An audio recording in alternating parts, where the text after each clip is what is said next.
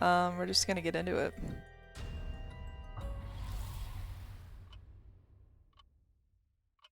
Okay. So I slightly started this basically, and we have the storyteller here, and he was just he was pretty much getting into just like telling me about like settings and whatnot. So let me scoot myself over slightly so I'm not blocking the text. He's telling me about the menu and whatnot.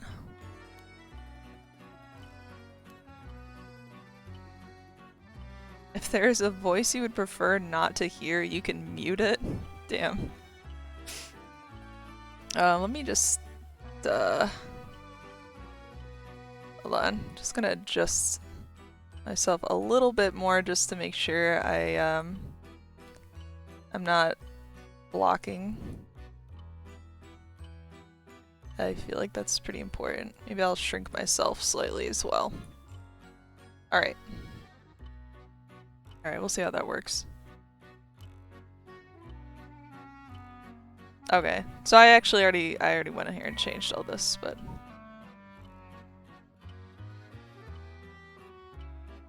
okay.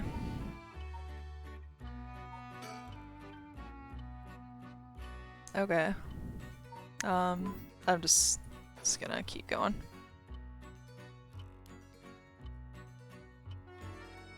There's one more thing I wish to confirm before we continue.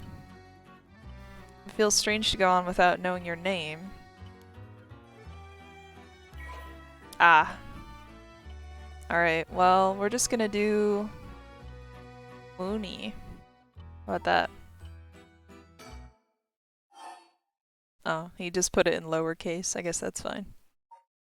Yeah. Are you certain you wish to be called Mooney? Yeah. Oh, how rude of me. Please pardon my mistake. I'm sure that's what you said, but it seems I was wrong. What came over me? Huh? Um. Oh. Is it because he got he was saying it in lowercase and I was like, oh, actually it's this. Yeah. Okay. I wouldn't have cared if it was lowercase, but I see. Very good. I seem to have gotten it right this time. Alright, now that we've been properly introduced, let us begin our story. Alright. Okay, there I am.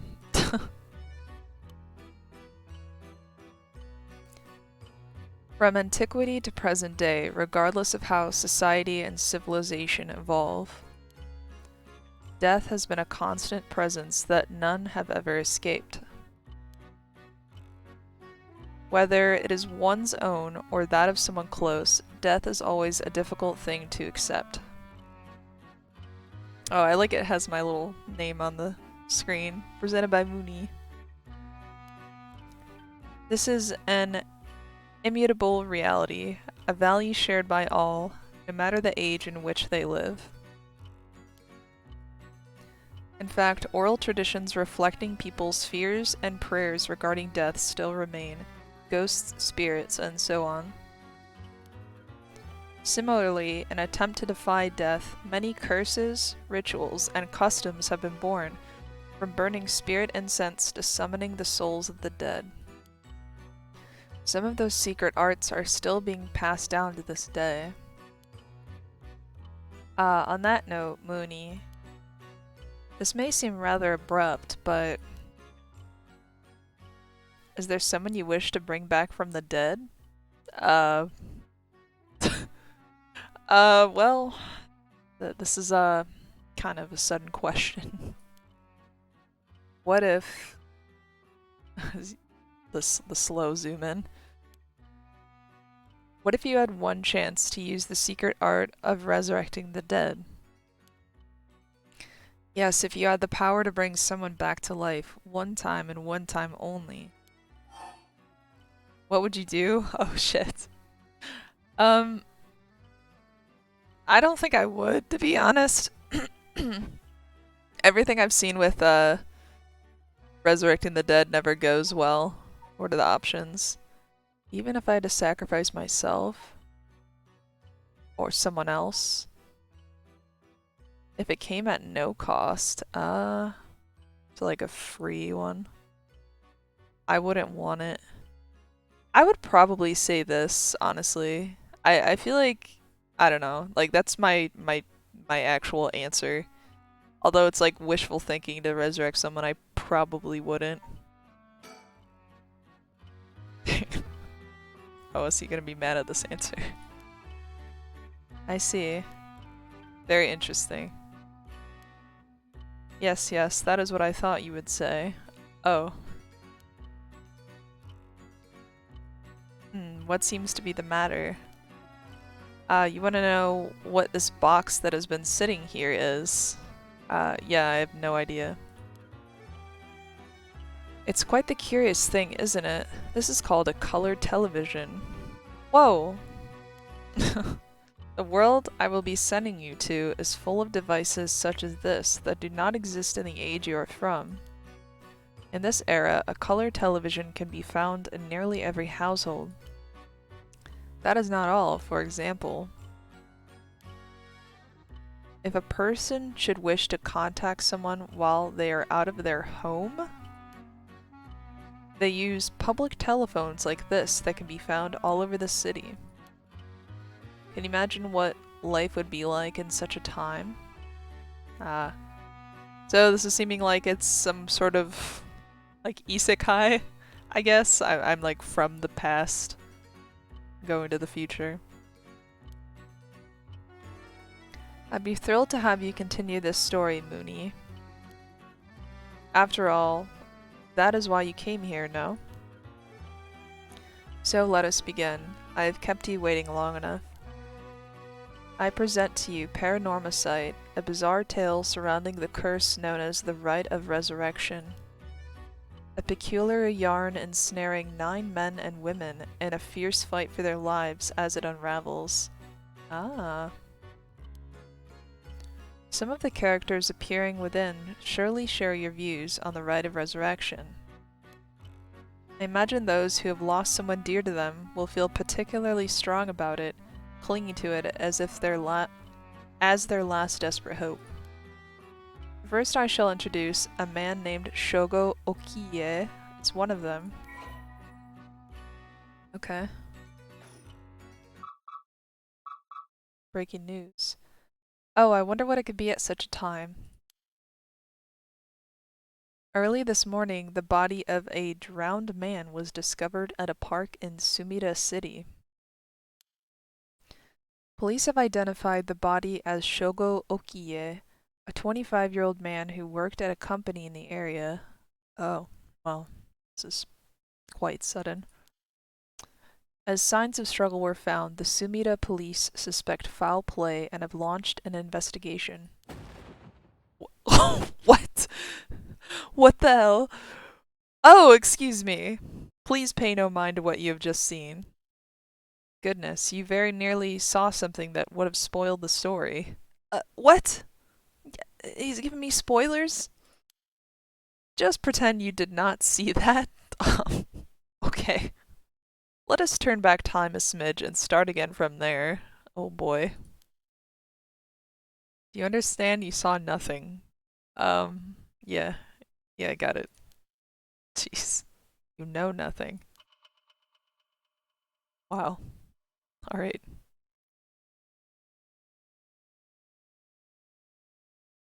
Yes, work of fiction. Got it.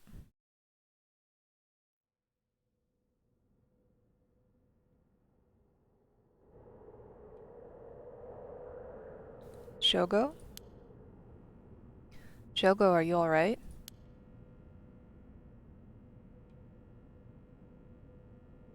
Hey, can you hear me?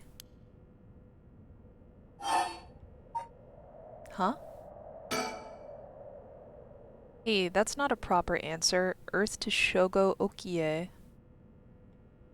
She's kinda cute.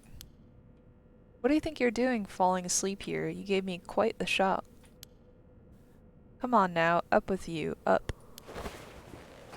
Okay, and... there. How's that, alright?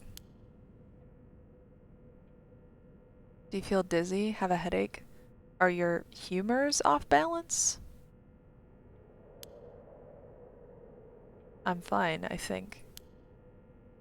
There's definitely nothing wrong with my humors, though my head's still a little fuzzy. Oh, he's an office worker. I have to say, I really like this sort of kind of style they're going for. Like, it's like 2D, but also a little animated here and there. Kind of like PNG tuber, you know? Uh oh, that doesn't sound good. Turn your head around a little bit to see if you can walk alright.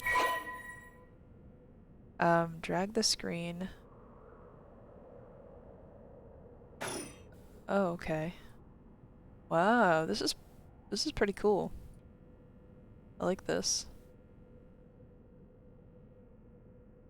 Little point and click action. Just spit going around in a circle. Oh. Good, good. You seem to be fine. What a relief. Do you remember anything like where we are or what we were doing? Well, I can apparently just say this, but I'll just say I don't know. Oh no, you look so confused. You're messing with me, right? Stop it, you're scaring me. Alright, let's just calm down. Take a good look around you, okay?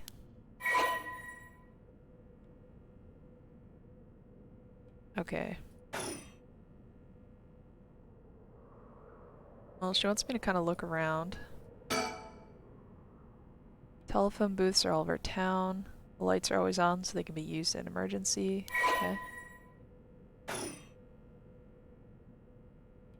Let's see what I can actually look at here.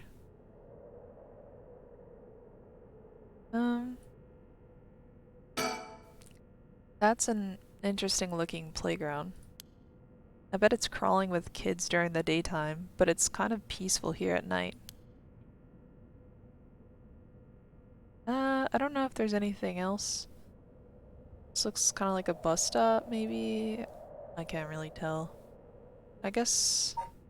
oh? I'm still a little woozy. What the hell is wrong with me? Wait, where am I? I should take a look around. Okay. I didn't think there was anything else I could really interact with, to be honest. I don't know, maybe I'll just talk to Yoko. Yikes, that was close. If we died before we got our hands on the rite of resurrection, everything would be over before it started. Okay. Let me look a little more. Let's see.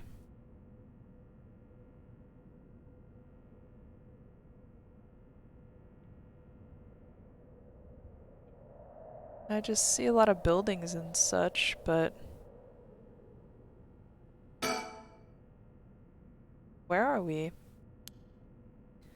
Oh right, this is Sumida City, Tokyo. We're at Kinshibori Park near Kinshicho Station. Yoko brought me here saying she needed my help with something important. It's just past midnight. That explains why there's nobody else around.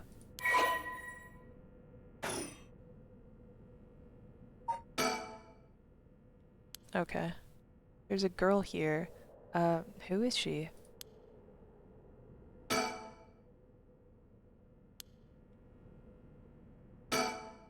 That's Yoko Fukunaga.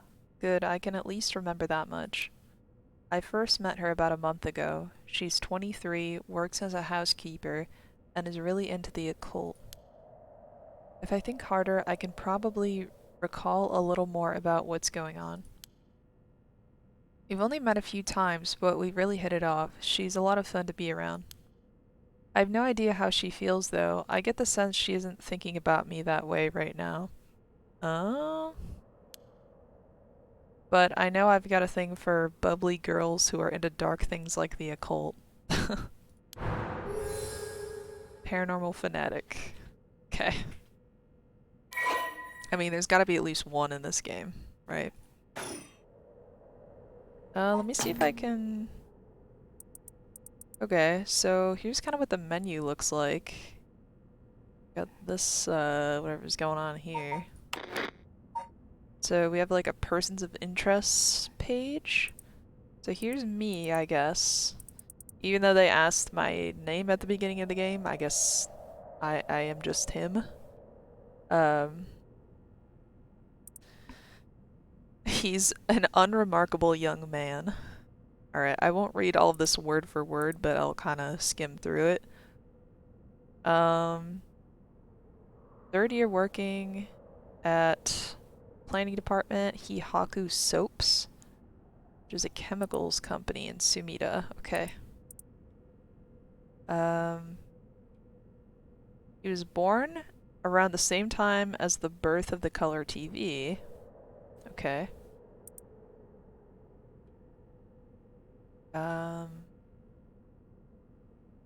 Since settled into an apolitical mindset, common among those of his generation. No strong ideals, no particular dissatisfaction with the world as it develops around him. You go with the flow. Okay. He would like to follow the stereotypical path, working his way up the ladder, starting a family, and remaining at the same company until retirement. Damn. Sounds a little boring if you ask me. But whatever floats your boat. He plays a folk guitar as a hobby and is currently looking for a girlfriend. Ooh. Yoko, maybe? Apparently he likes her. Okay, Yoko? Okay. So she can actually see spirits, I guess. So she likes the paranormal, but she can also see things. Got it. She's received strange looks from a young age. This ability spurred an interest in the paranormal, which she continues to pursue to this day. Okay. I mean, kind of relatable. Personally, I've seen a lot of weird things when I was a kid, just saying. Okay, so after graduation, she worked at a desk job at a trading company, but she butted heads with her supervisor, who was skeptical of the supernatural, and then she quit within a year. Okay. Now working as a housekeeper, she spends her days devouring mystery magazines and visiting haunted spots. Vowed to live life true to herself, never change for the sake of others. She has no regrets about the path she's taken. She has a dog, a Shiba Inu named Ogo Pogo.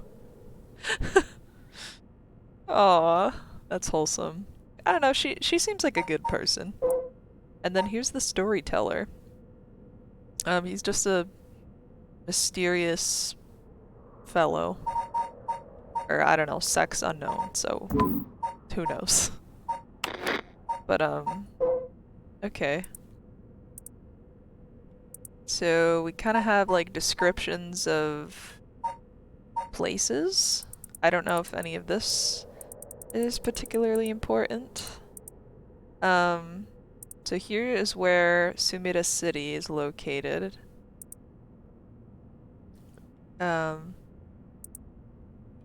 I'm just kind of skimming through this. This could be important. At the start of the Showa area, it was divided into two districts, Southern Honjo and Northern Ukojima. So Honjo, that is part of the title of the game, so there's that. 7 Mysteries of Honjo.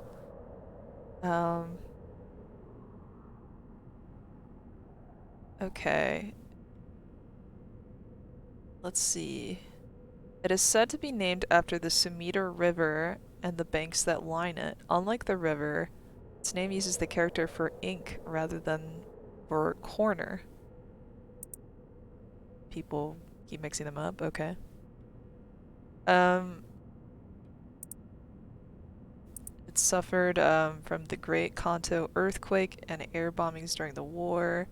Managed to recover and come out on top every time, okay. Okay. And it kind of has some major landmarks here. Alright. Now here's the current park that I'm in. Opened in 1950. It was named after a canal. Okay. And telephone booth. Local telephone calls can be placed at 10 yen per 3 minutes. More recently, they're capable of accepting prepaid cards known as telephone cards. Oh, that's kind of interesting. I've personally never seen anything like that. Okay. So that's kind of all the little information I have currently. So we have culture, society, so I could learn about the culture. 7 mysteries, which I guess I'll get into that later. Phenomena, curses. And, yeah.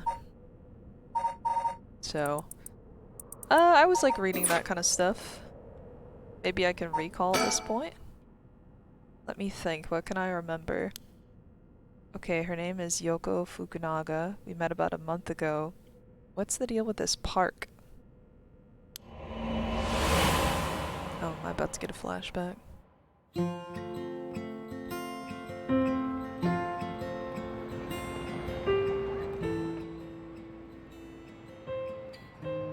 It was around noon on one of my days off.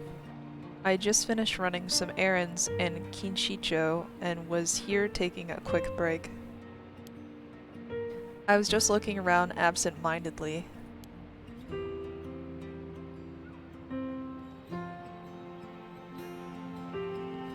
Oh, okay.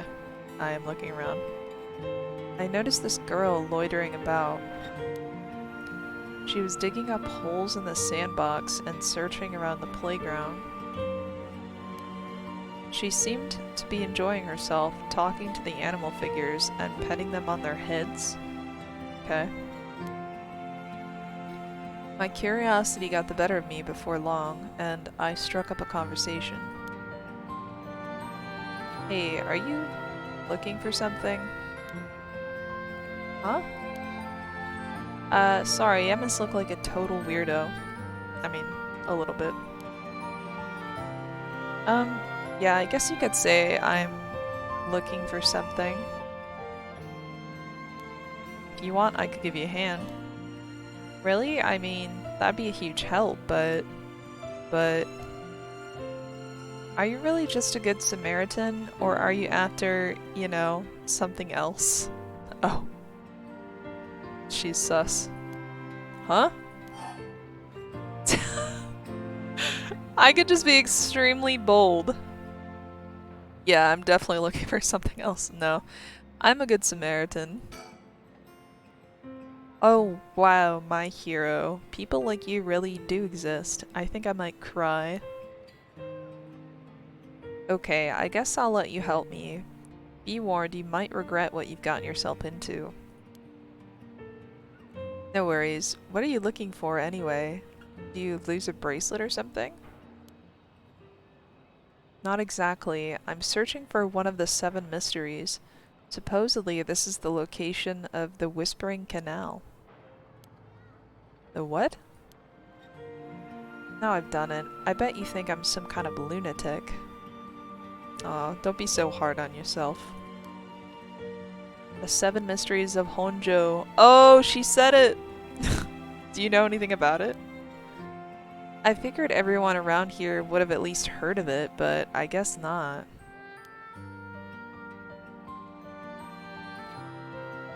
Honjo is what the southern part of Sumida is called. A long time ago, this part of Tokyo was split into two separate cities.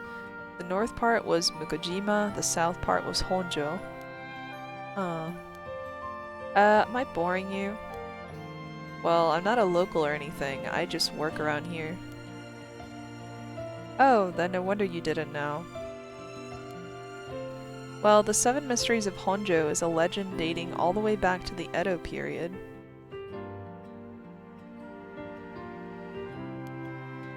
Really? It's that old? That's like over 200 years ago. Oh, I've got your attention after all. I just assumed it was one of those fake stories made up to chase the occult craze. I don't blame you. A lot of the popular stories going around are pretty fishy. But the Seven Mysteries of Honjo are different because they're all true. They're true? That's what I said, they're the real deal. So, hold on, what does that mean? Are you telling me there's actually paranormal stuff at work in this park? Yep, pretty much.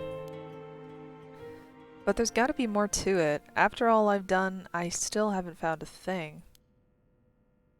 That was the first time I met Yoko Fukunaga. Alright. It's an interesting little meeting. We exchanged contact information and we've talked on the phone a few times since. We've even met in person once or twice. But she never brought up the Seven Mysteries of Honjo again. I figured she'd gotten bored of it. Till today, when all of a sudden she decided to resume her search. Wait a second. Where did Yoko go? Was he just having a moment, like, zoning out and she's disappeared? What? Oh, she's back in that spot again. There she is. She's back to digging up holes in the sandbox and searching around the playground. Huh. I wonder if it's something related to that legend or whatever. She seems to be enjoying herself talking to the animal figures and petting them on their heads. No animal needs that much petting. Is she okay? She's still at it. Okay. Is anything else really around here? Or do I just need to recall? That's right, she asked me to come here to help her look for one of the Seven Mysteries. Actually, I think I did some research into the Seven Mysteries of Honjo. I can't remember all too well. I should check my files. Okay. Holy moly. There is a lot to read here. Wow.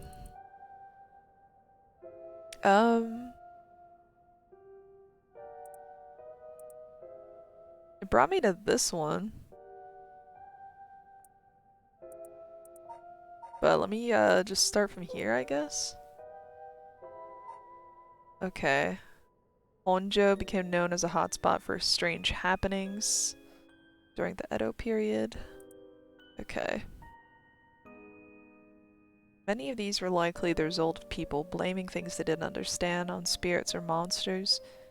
Stories continue to be told as urban legends. There are actually more than 10 of these strange tales. Roots likely come from stories told by the common folk. Okay. The most famous of the stories is the Whispering Canal, which eventually became the basis for both an idiom and a well-known Rakugo story. Okay. Let me just read this one then, because that's the one that Yoko was talking about. Okay. Formerly known as Kinchibori, many fishermen once gathered on the section of the canal that ran through Honjo. As their days came to a close, they gathered up their catches. A terrifying voice would rise up from the canal, whispering, "Leave it behind, leave it behind." Those who ignored the voice found themselves unable to move, and their previously full baskets of fish emptied. They would then be dragged into the canal, never to return. Wow. This phenomenon continued to occur. People began calling this body of water the Whispering Canal. Huh. Interesting. Well, I don't know if they just want me to read this one for the time being. I do have a few new, like, excerpts about Honjo. Oh, here's like a map. I can't, like, scroll perfectly. I can't even use this slider, so...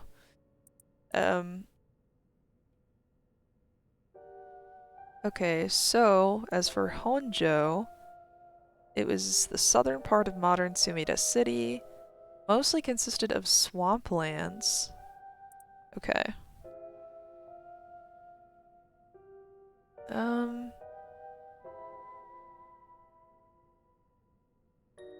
It's a great fire of May Reki. I feel like I'm, learning so much here.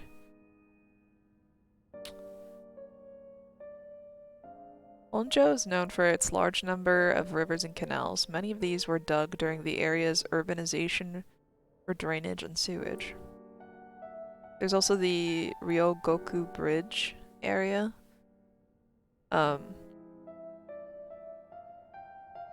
Which eventually became filled with both people and shops.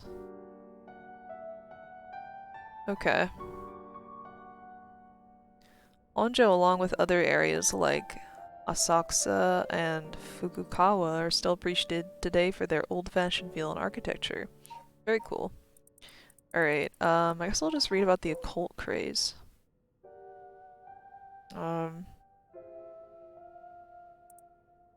Okay, it's just kind of talking about, like, Nessie, little Loch Ness monster.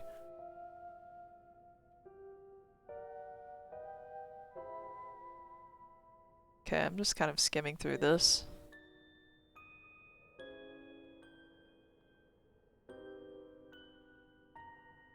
More recently, rumors of an ancient ritual known as the Rite of Resurrection have been spreading in certain circles. Okay. I think it's just talking about it generally, I guess.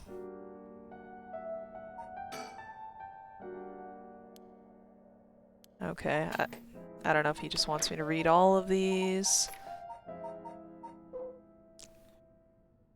Alright, we have, the Fool's Procession.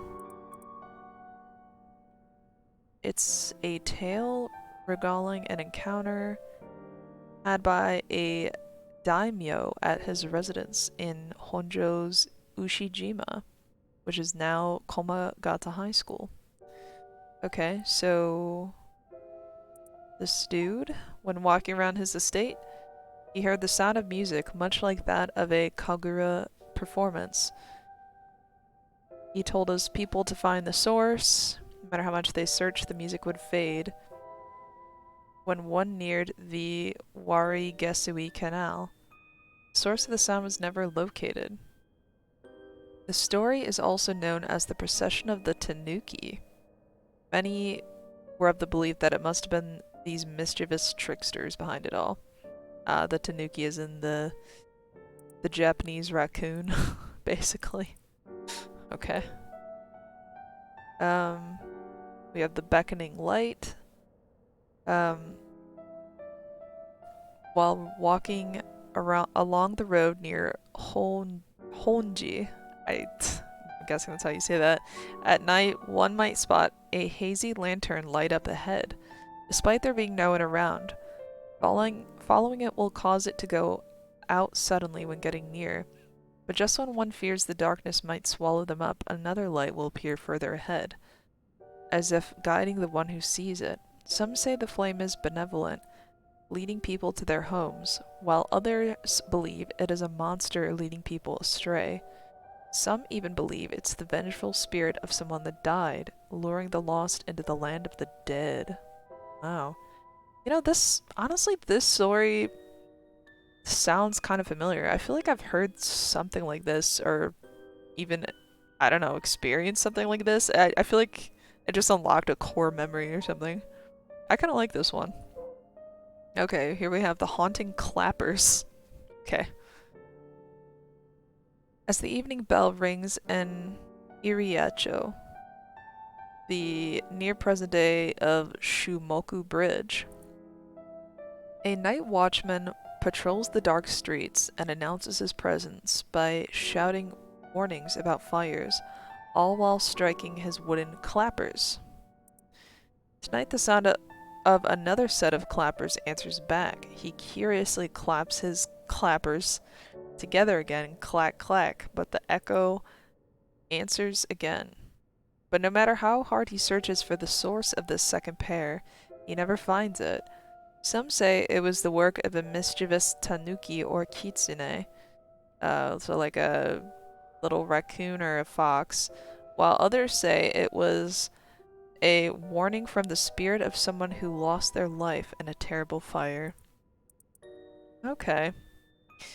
You know, I've thought about like a lot of these stories, like what if they're literally just some dude is like pranking him, you know, just like in the bushes, clapping his clappers. I'm just saying. I guess got some possibilities here. Okay, the Evergreen Beach. Once upon a time in North Okurabashi, a beautiful beech tree stood in the garden of Lord Shinden's residence, now known as the former Yasuda Gardens. It was so impressive the house became known among the people as the beach residence. No one had ever seen a single leaf fall from the tree, huh? As rumors spread of the eternally green tree, it became known as the Evergreen Beach. However, this particular species of tree was actually an evergreen. The lack of fallen leaves was nothing out of the ordinary. This led people to say the strangest part of this legend is the fact that it even became a legend at all. Um, yeah, that's pretty silly. They're like, oh, it's not even, the leaves aren't falling. It's like they're not supposed to. Okay, we have the taiko of Tsugaru. I think taiko is like a type of drum. Yeah, it looks like there's a drum, like, right there. I would always play that Taiko no Tatsujin game. It was like a little fun drum game. That one's fun. Anyway, there's once a daimyo. I actually don't know the meaning of this word. It's a type of person. I actually want to look it up because I'm curious. I feel like I've seen it, but I just... Okay. Basically, it's one of the great lords who were vassals of the shogun. Okay, got you. So, a great lord, basically, is a daimyo.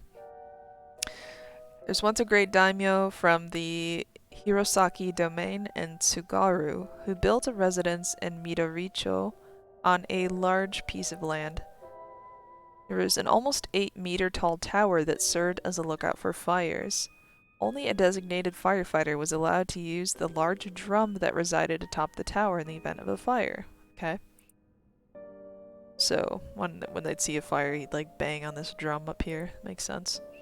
While most towers used wooden blocks to sound the fire alarm, for some reason, this residence was permitted to use drums. The residence and its special privileges led to much speculation and gossip among the townsfolk. So what's the mystery here? Just because there's a non-traditional thing being done here, I guess. Most of them use wooden blocks. For some reason, this residence was permitted to use drums. Okay, so I guess because it's like, I don't know. It's out of the ordinary because this is an odd thing that was normally not done, basically, so people would gossip about it. Makes sense. Okay, so next we have the foot washing mansion? Oh boy. Look at this huge foot right here. Okay, so this is the story of something that occurred in the dead of night in a residence in Mikasacho, modern-day South Warigesui Street in Kamezawa. A foul-smelling wind rattled the house. Suddenly, a giant foot, drenched in blood, smashed the ceiling. "Wash," it commanded. After the servants carefully washed the foot, it returned from whence it came, fixing the roof it had broken? What the hell? A man who had been visited by the foot every night asked a friend to trade houses with him. That night, the foot stopped appearing. What the hell? So far, this is the scariest one. A giant foot just comes out of your ceiling and is like, I'm a disgusting foot, wash me or I'll like just commanding you. Oh my god. This is the weirdest one, I think. Okay, next we have the one-sided reed. Okay. There's once an infamous rogue by the name of Tomezo who fell for a woman named Okoma. Tomezo persistently chased after Okoma, attempting to win her heart over and over again, but she rejected his advances each time. Damn. Enraged by her indifference to him, Tomezo brought a dagger to a canal near Ryogoku Bridge and attacked Okoma. Damn, this is some real life shit right here. He cut the arm and leg off one side of her body, threw them into the canal. Ever since then, the reeds growing along that canal have only sprouted leaves on one side. Wow, that is that is terrifying. Imagine just being like, oh yeah, I'm just sorry dude, I'm not interested, and literally cuts her arm and leg off. That is messed up. Did she even survive that? That sounds like I don't know. I mean, the medicine was not as good back then, so I don't know. But why on one side of her? I don't know. So that's the legend. It was her arm and leg on one side of her body, so then it's the one-sided reed. That one's kind of creepy. Alright. Next we have the ever-burning lantern. On a bone-chilling winter's night, one may happen upon a soba cart along the canal known as South Warigesui. There's something strange about this cart. No matter when one might visit, its owner is nowhere to be found. Yet the lantern that hangs from it stays perpetually lit, burning brightly even with no oil to fuel it. Oh, that's pretty odd. Should one attempt to put out the flame, it immediately roars back to life. However, there is also the tale of the never-burning lantern, another telling of this story in which the soba cart's lantern always remains dark, refusing to be lit. Okay. I mean, I feel like the first version of this is like weirder, for sure. Like you just see this lantern glowing by itself, and no one is taking care of this thing, and you can't even put it out. It just stays lit up. That is pretty weird. Okay. Alright. Maybe I can recall now? Okay. Well, I don't know. I would have had to read through all those eventually. Maybe I'll review some of them, but I don't know if he'll have anything else to say about the surroundings. According to Yoko, the Whispering Canal, one of the 7 mysteries of Honjo, is around here somewhere. It's apparently the story that the expression "left at the canal" originally comes from.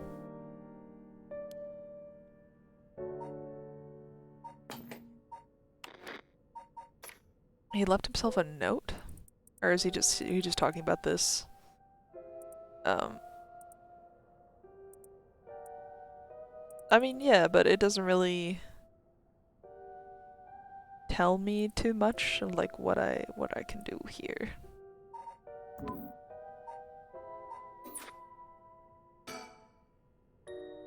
Oh wait, she's coming back this way. Hey, what was that just now? Huh? Didn't you hear that? I didn't hear anything. No, I didn't hear anything. You sure you didn't just imagine it? Maybe I did. But your special talent, you should have been able to hear it. Pay closer attention for me, okay? My special talent? What are you talking about? Well, I mean your spirit sense. You look like you can handle your liquor. Okay. Huh? I have no idea what drinking has to do with it, but I don't think so. Well, you must. I mean, you can see me, right? Uh, huh?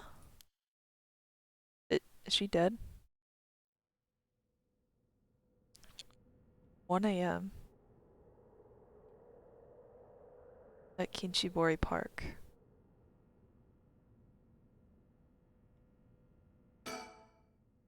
Wait, you're kidding, right? About what? I mean, just now.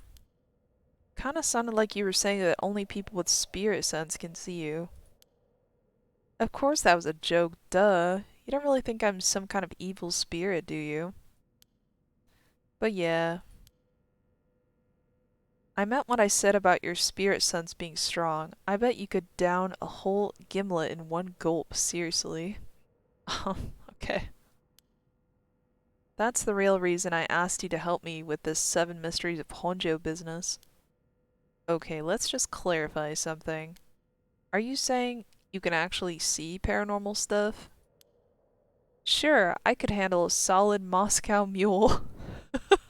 What is she talking about, man? Why are you measuring this in terms of cocktails? I don't know. I kind of like it though.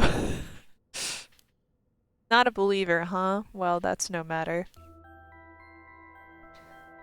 But you have to have seen some weird stuff over the years, right?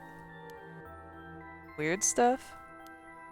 Yeah, like things you could see but never understand. Can't be serious. I mean, I know what she's talking about, but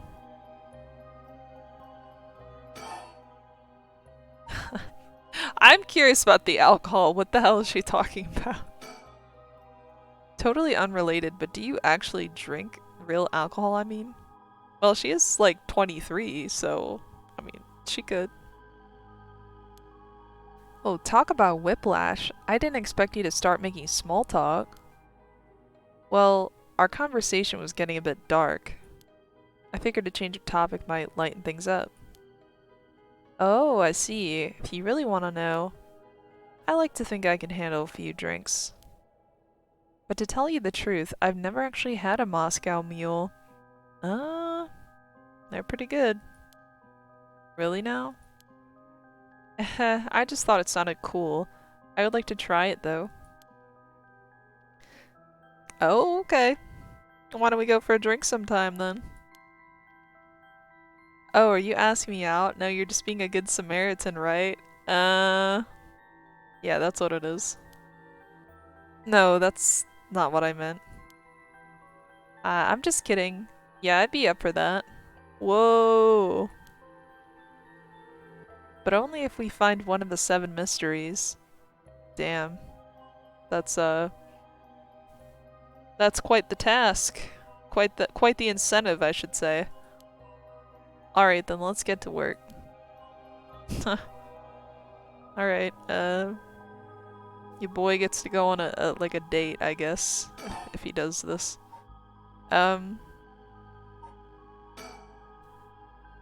I've seen ghost photos in magazines before, but are you telling me they really exist? You bet they do, but you can only recognize them if you really believe in them, so be careful. So even with my skill, I won't be able to see them if I doubt that they exist? That's right, the spirit world is all about the mind and the soul. You won't be able to see a thing unless you're properly in tune. But sometimes people get caught up in the moment, thinking they might see something, and then they really do because they believed they would. Yeah, I've kind of heard of this sort of phenomenon. Is that how that works? Yep, just like drinking. You'll never know how much booze you can handle unless you're ready to down some shots. Okay.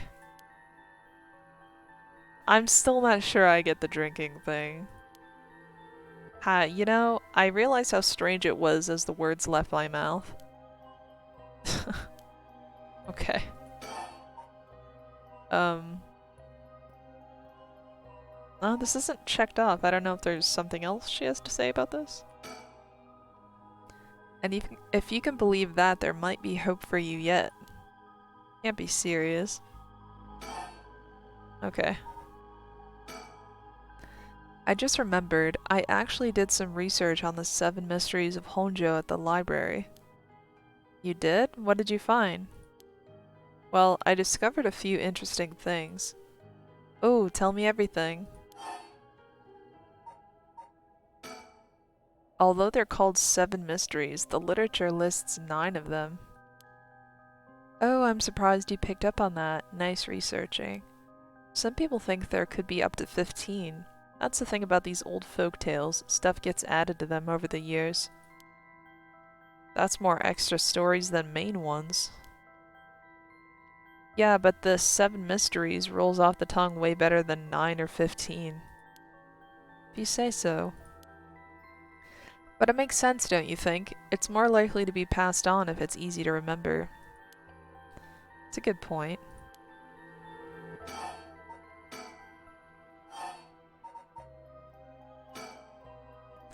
So I read some of the stories and none of them were, well, scary. I thought these were supposed to be ghost stories. That's true, they're more like a collection of superstitions, really. But there are some pretty disturbing ones in the mix. Yeah, like the one that's supposed to take place here, the Whispering Canal.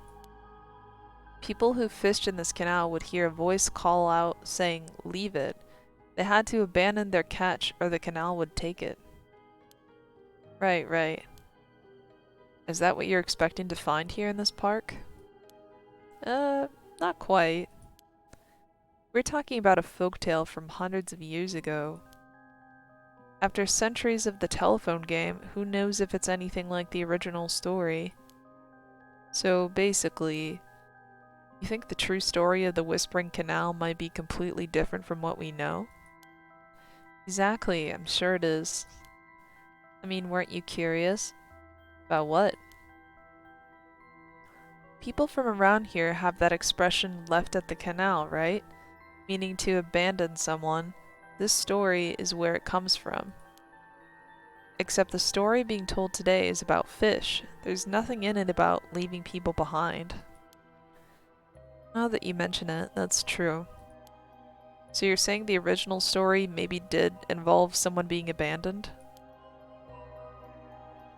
That's what I'm trying to find out. Gotcha. I'll ask about this. Oh, by the way, were we talking about the rite of resurrection? Oh, your memory is still as strong as your tolerance. I'm gonna start calling you Martini Man Shogo. Okay. I'm really climbing up the drinks menu, huh? So you know about it, huh? The rite of resurrection. A magazine ran a feature on it recently that got practically everyone talking about it. Really? Maybe that's where I heard about it.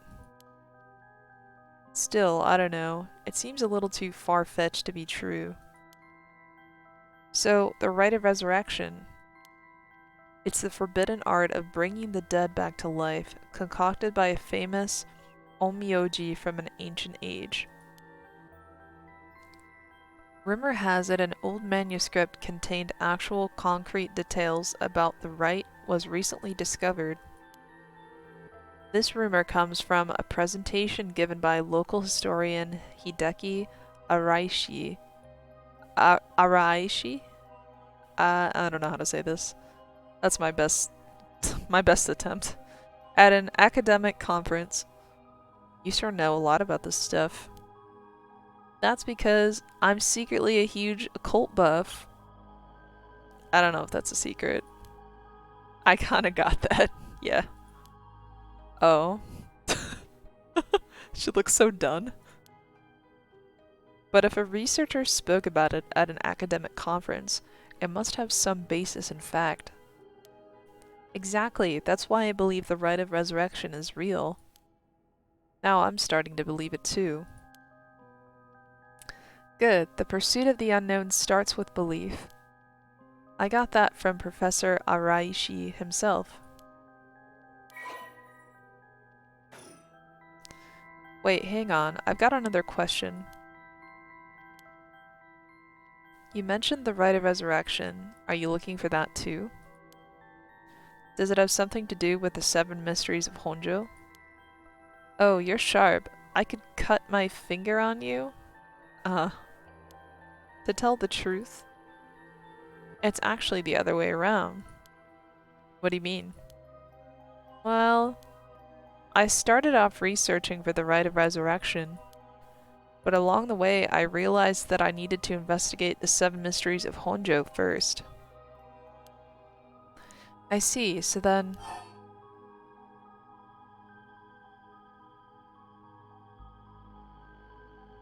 I'm kinda curious about this. If you're looking into a way to bring someone back from the dead, does that mean you've got someone you want to bring back?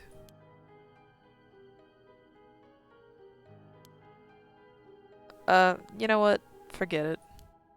It just came to mind, so I thought I'd ask. I didn't mean to pry, sorry. No, it's fine. I figured I'd need to tell you at some point. It's Ogopoko. No! That's her dog! Oh no! Aww.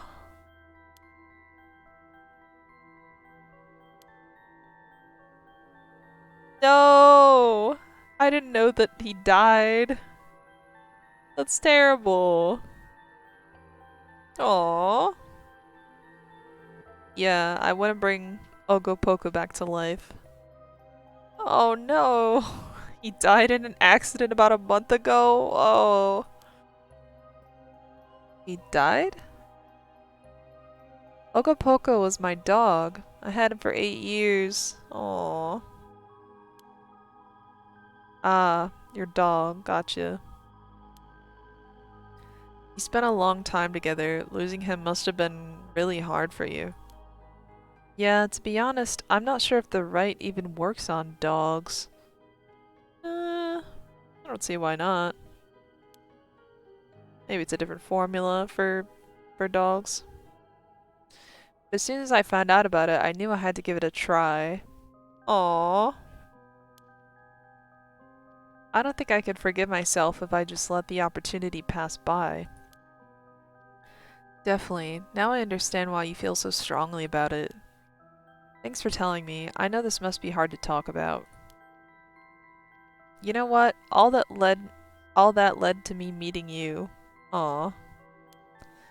So at least something good came out of it. That's sweet. Though that doesn't mean I'll stop looking, obviously. Yoko. I'll do everything I can to help you. I'm so glad to hear that. Let's keep up the hard work then, yeah? So, about the connection between this rite and the 7 mysteries. Putting together everything we've talked about. My guess is that the original stories behind the 7 mysteries, the true stories, are the key to finding the rite of resurrection. That's why you're here, searching for one of them. Do I have that right? Wow, 10 out of 10. You're proving to be quite the capable assistant. Wait, since when was I your assistant? Anyway, this is all just hearsay, but... Some say that what led to the 7 mysteries coming to be was the rite of resurrection itself. Okay. Huh? Don't the stories come from the Edo period? I thought the Rite of Resurrection was supposed to be way older than that. Right. It seems that an onmyoji from the Edo period rediscovered the ancient art. Uh, I'm gonna look that up real quick, cause I'm gonna define onmyoji, just for the record.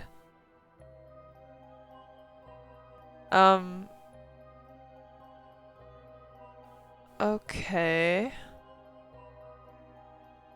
Was one of the official positions belonging to the Bureau of Onmyo of the Ministry of the Center in ancient Japan. They were assigned to a technical officer in charge of divination and geomorphology based on the theory of the yin and yang. Okay. A spiritual... So this is like a spiritual person, pretty much.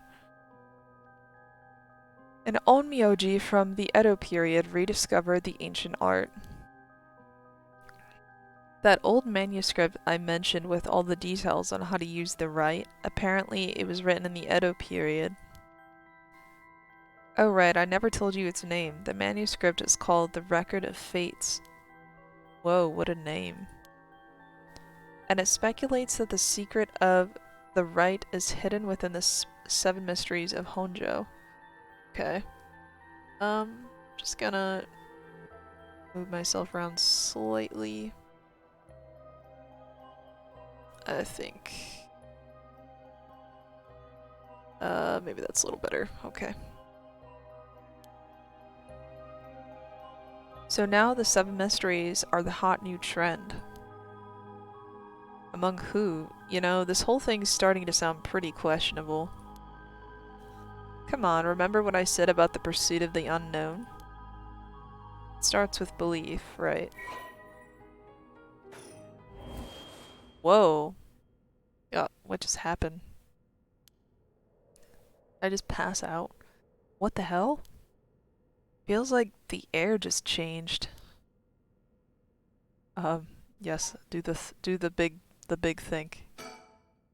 What was that just now?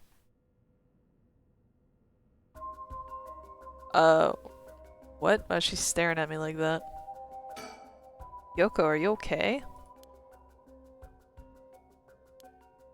Hey, what's wrong? Stay with me. No, this can't be. No.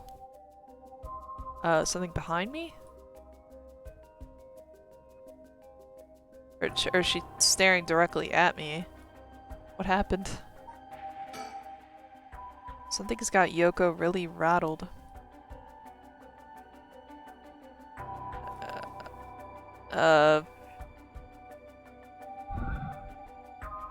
Yoko's pointing over here, but I don't see anything out of the ordinary.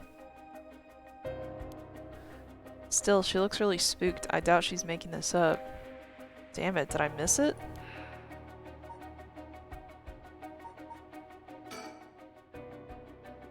Must be something strange around here. Let me try this. I don't get this. What's going on? Did something happen? Yoko?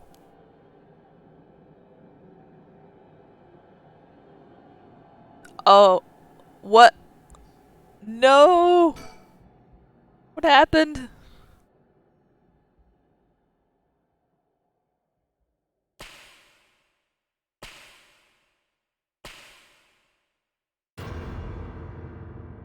My God.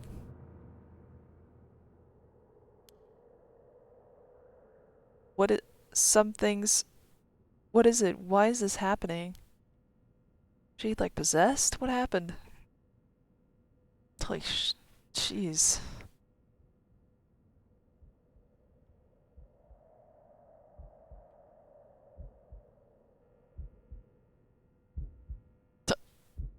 His face. Yoko, answer me. Yoko? Wait, it can't be. Why?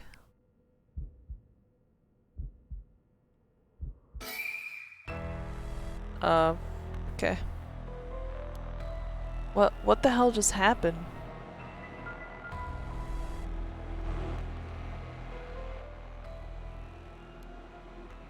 Oh, damn it, I got bigger problems. Yoko, hold on. Everything's gonna be okay. God, she's not breathing. She's cold and I don't feel a pulse. This can't be happening. Okay, an ambulance. Right. I've gotta call an ambulance. I need a phone. Yeah.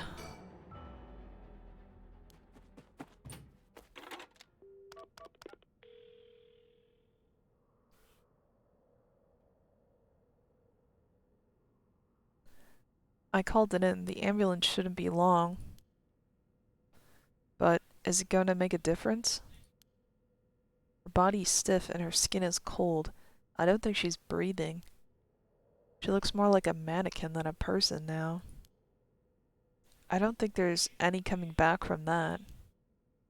I don't get it. Just a few minutes ago we were chatting away without a care in the world. Yoko,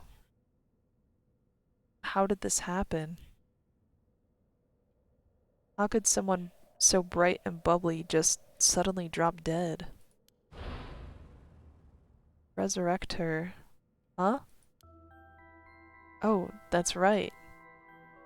If that rite of resurrection she was talking about really does exist, there might be a way to bring her back. If someone can just drop dead out of nowhere like they were cursed, then why shouldn't there be a way to bring them back to life? Yoko believed in it, so if I believe in her, it seems completely possible. Maybe, just maybe, I can still save her. Even if I've got to deal with spirit senses and curses and whatever, I've got to try. Wait for me, Yoko. I promise. I'll use the rite of resurrection to bring you back. Right before she died, I felt a strange presence a few times. And it seemed like she saw something. Something that shook her to the bone. There's definitely something strange going on, and maybe it's still here. What could she have seen? She mentioned that the rite of resurrection and 7 mysteries were connected, so maybe whatever it was she saw had something to do with that whispering canal. Whoa.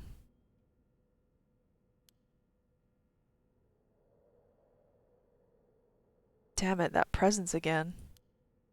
Must be around here somewhere, but where? The cold night air feels like it's pressing down on me. Just standing here makes me want to scream, but I've got bigger problems right now. I mean, she was looking over here. She saw something. Maybe wonder if there was anything over here, but...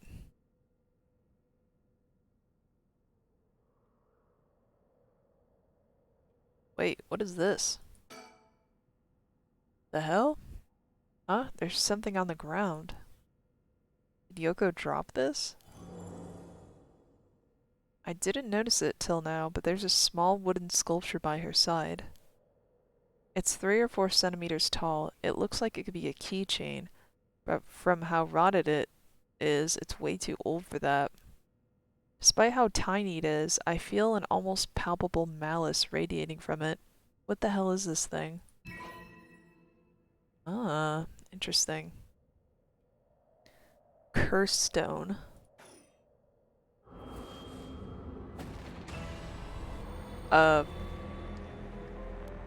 What the?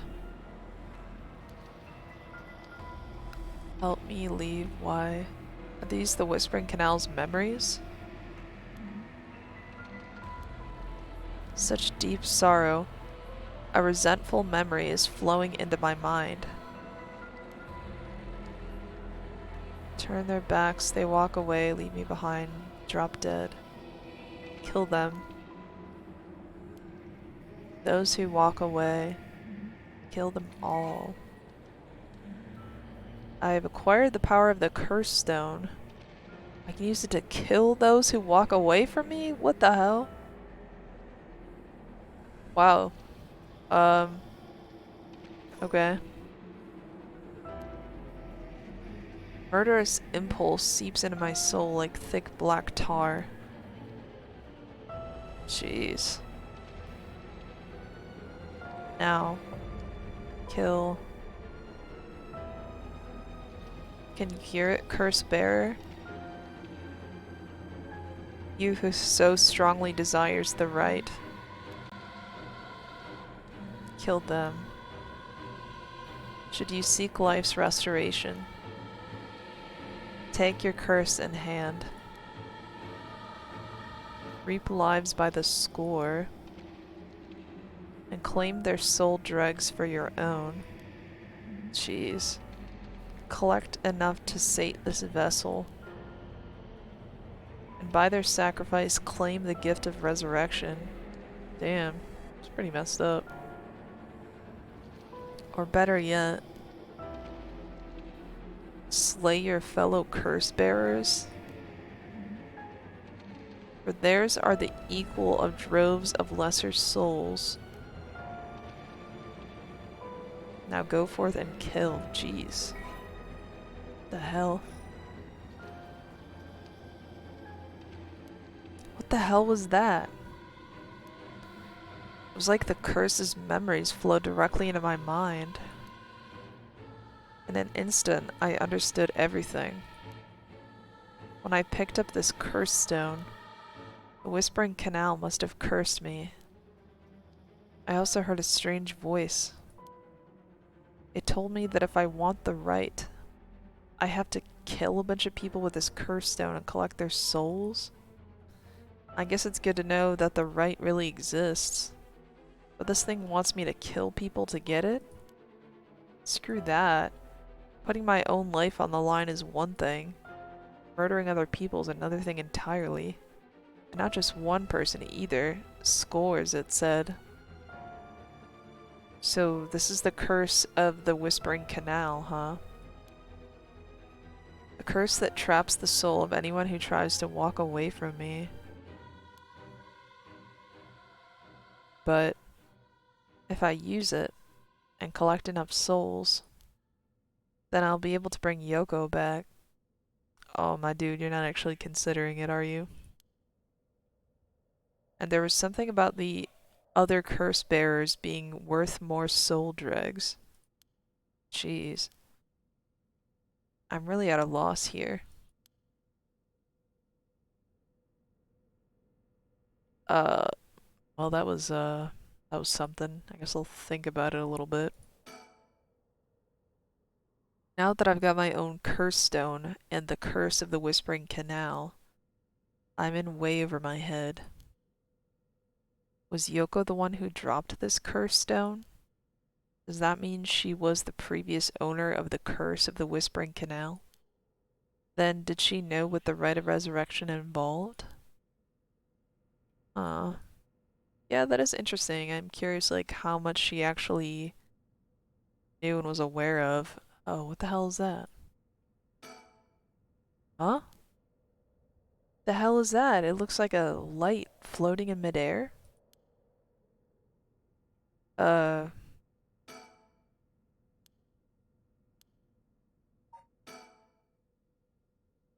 Okay. I guess I can't do anything with it. Wait, who's that? Shadowy figure? Now that I look closer, is there someone there? I'm gonna call out. Hey, who's there? Oh boy. Oh, he's approaching, I guess. Oh my. How unexpected. It was your curse that killed that poor woman, I take it? Uh, how does he just know about all this? Huh? Cat got your tongue, Mr. Okie? Huh? This dude is weird. Like how he just rolls up and is just like, ah, I know exactly what happened. Who are you? And how do you know my name? Do you mean to say you don't recognize me? This comes as a bit of a shock, I must say. Look a little harder, and I dare say it will jog your memory. What's with this guy? A tall, humorless-looking man. He doesn't look familiar to me. He's acting like he knows me, though. Have we met somewhere before? I wonder if he's like my coworker or something. He looks like he's kind of got the office attire.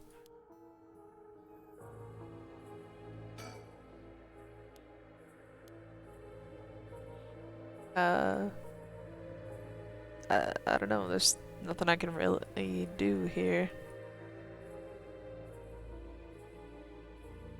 Oh, this thing is closer. Is this another one of the 7 mysteries? It looks like a will-o-wisp, maybe. Is there anything like that in the 7 mysteries? Yeah, it kind of reminds me of that one legend. But, oh, I got a lot of new info. Looks like there's an update to this. Right, okay. Kills by drowning one who leaves the curse bearer behind. I see. Oh. Is that what it is? Is it because I turned away from Yoko? And it was as if I was leaving, so she drowned? It's interesting.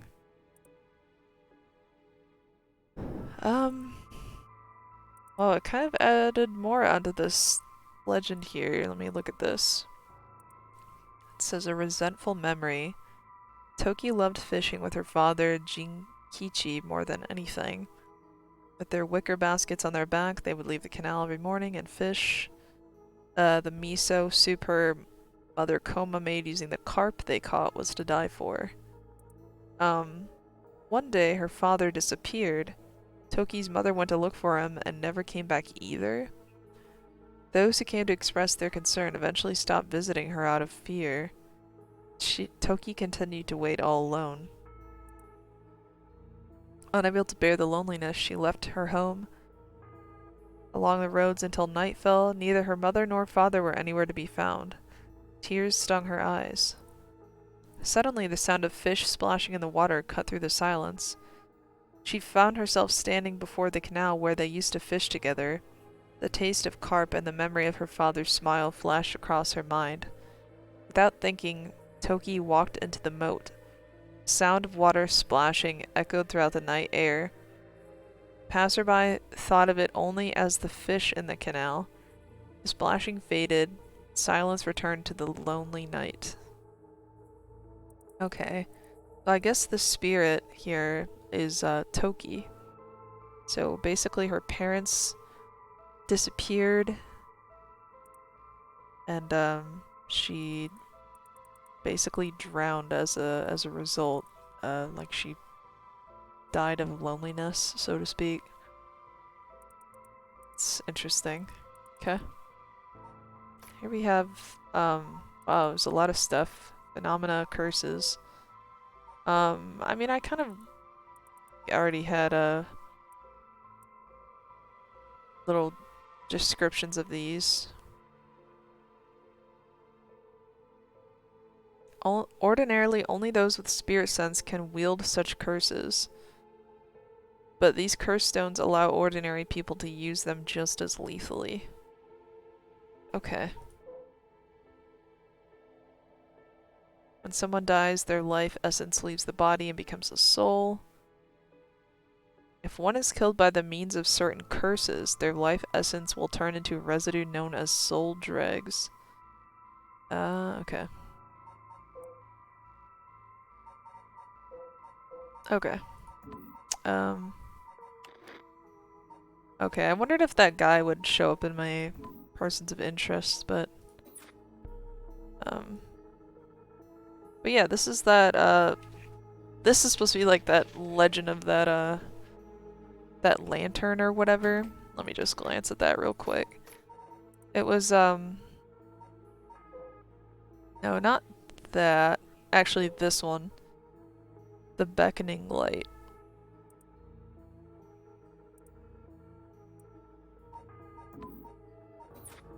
Does this guy have anything else to say?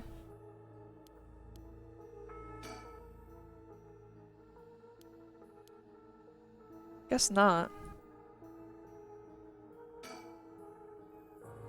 It's hard to believe she was just so full of life a few minutes ago.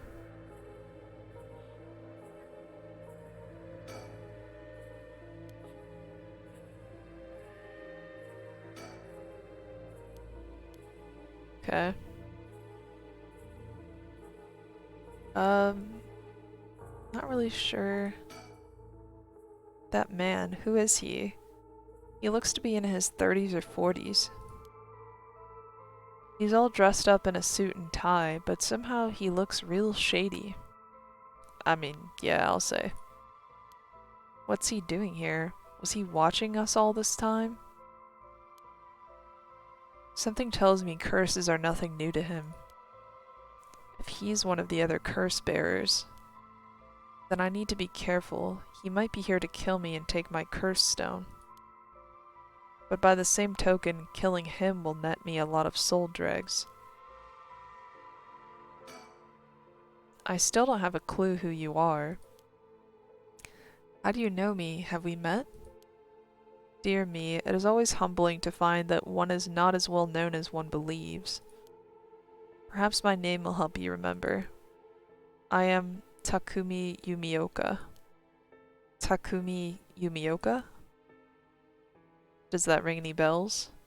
I think I've heard that name somewhere before, maybe. So you do not even know my name. How disappointing. Disappointing, but fortuitous. Mysterious stranger.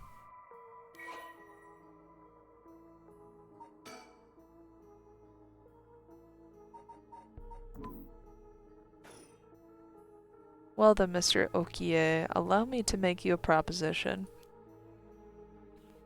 You have a curse stone in your possession. I would like you to give it to me.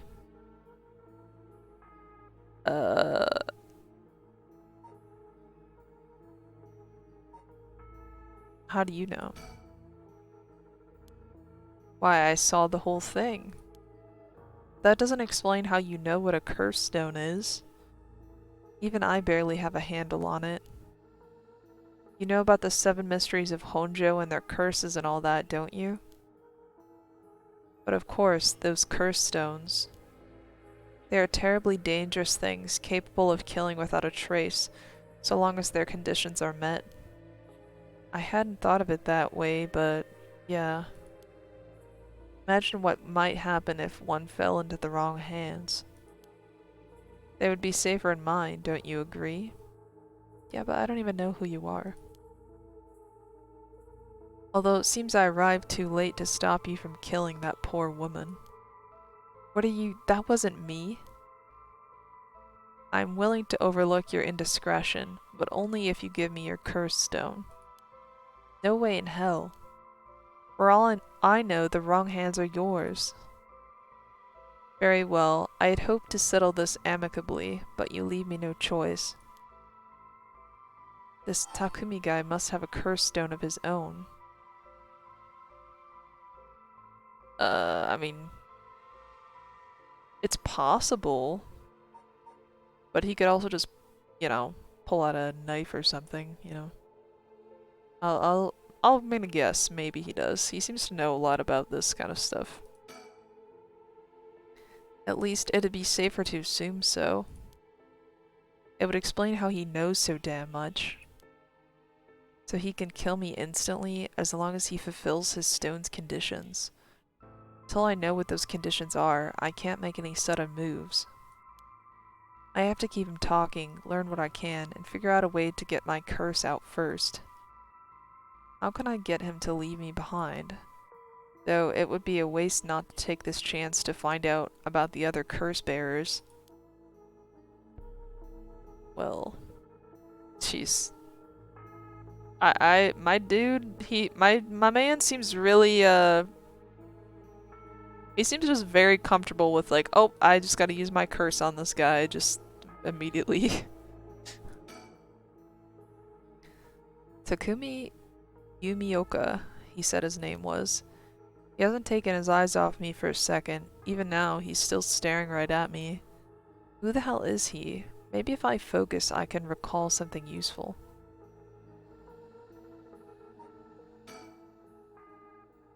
How the hell does he know me? It's not like I've been getting out much. I barely have a life outside of work.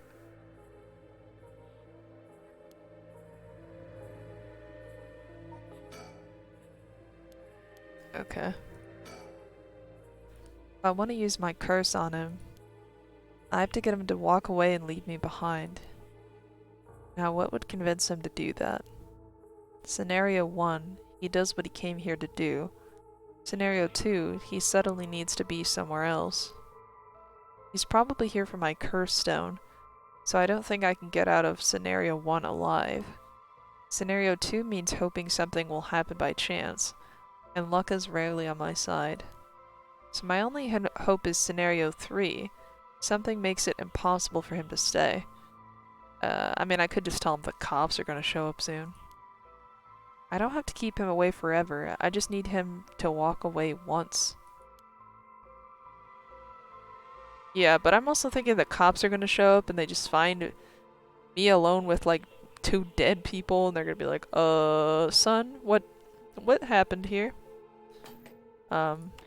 Just gonna... Okay, well I guess I got autosave, but I'll save right there too. Oh, it seems to autosave pretty quickly actually, but yeah, good to know. I need a topic that'll keep him talking. My best bet would be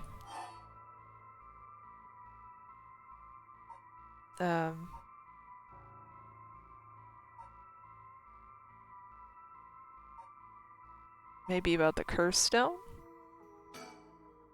What do you want with my curse stone anyway? I intend to seal it away in a secure location so it may never be used again. I'm certain that you too would rather be free of this burden. The power to kill without fear of consequence is, in itself, a curse. There are many ne'er-do-wells in this world who could not resist the urge to use it. All the more so if promised the chance to resurrect the dead. You'll seal it away? How? I will put it in the care of a sorcerer who is well versed in supernatural matters. If I gained your trust, I must ask you to hand me your curse stone. Maybe I'll ask him about himself. Before I give you my curse stone, I want to know who you are. I need to know if I can trust you. Bro, that face. A reasonable enough concern. Very well. I am an associate of the great sorcerer Suigen Gamyoro. Suigen Gamyoro? Indeed. You must have heard of him? I believe he was recently featured in a certain magazine. Okay. Your unfortunate companion there came seeking his counsel not a few days ago. It was from her that I learned your name. Oh, interesting. I thought she would have mentioned me to you, but it seems that was presumptuous of me. And when did this happen? Why, just 2 or 3 days ago. Gotcha. Yeah, I'm not buying that. He knows I don't know who he is, so he's just trying to feed me a story. I've only known Yoko for a month, but she never mentioned going to see some mystic. I mean, I feel like, you know, there's a chance she just didn't bring it up. She also did have this, like, cursed item on her that she just decided not to mention, so... Although it is Yoko we're talking about here, so it's hard to say for sure. I hope that is enough to convince you that my hands are more than trustworthy.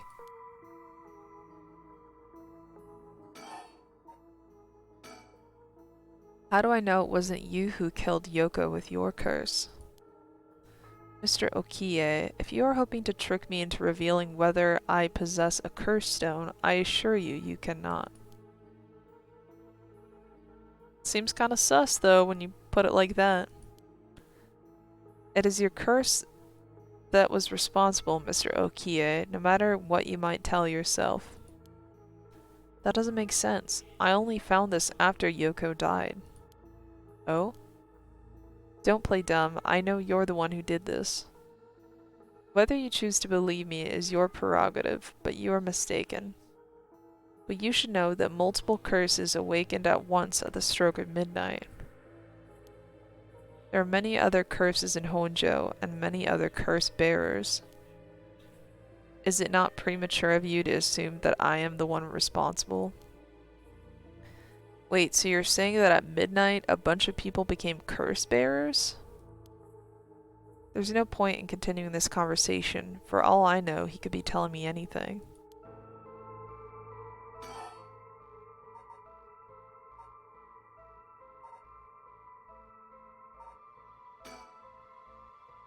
For each of the 7 mysteries, there's a curse and a curse bearer, right? Do you know who any of the others are? And what would you do with that information? Your intentions are nothing untoward, I hope. It is in the hearts of the selfish and insipid, of those who would be the most tempted by the rite of resurrection, that the curses take root. And a curse's resentful memories impart a powerful urge to kill, as I am certain you are aware. You are a victim of circumstance, Mr. Okie, but your situation is exceedingly dangerous. You must relinquish your curse stone for your own benefit before it is too late. Too late? It's already too late. There's no going back. All I can do is keep pushing forward. Okay. If you're going to stand in my way, then I'll have to stop you. Am I to take that as a threat, Mr. Okie?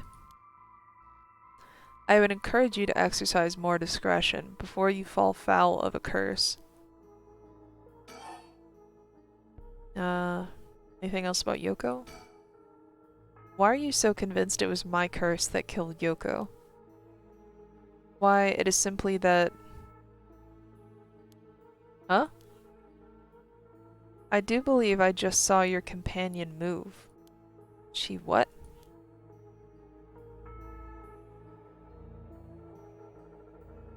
I don't know if I should turn away from him.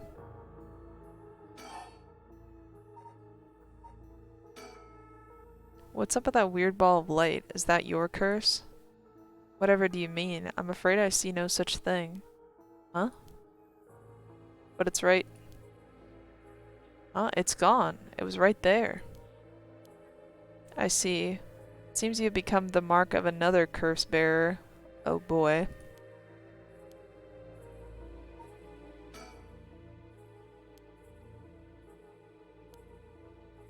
Wait, that's it. My work, that's how he knows me. I've never actually met him, so it totally slipped my mind.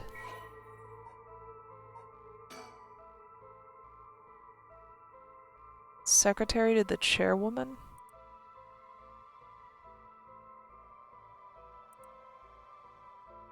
Okay. Takumi works the company chairwoman Natsue Yamamori and demonstrates his unwavering loyalty through his swift and exact execution of every task given to him.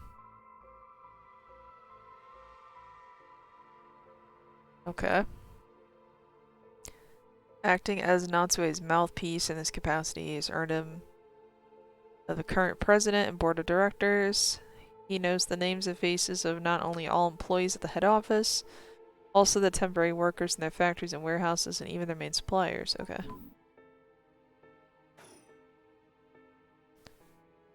Suigen Gamyoda my ass. This guy thinks he can sell me anything. But I don't know if having figured that out helps me much right now.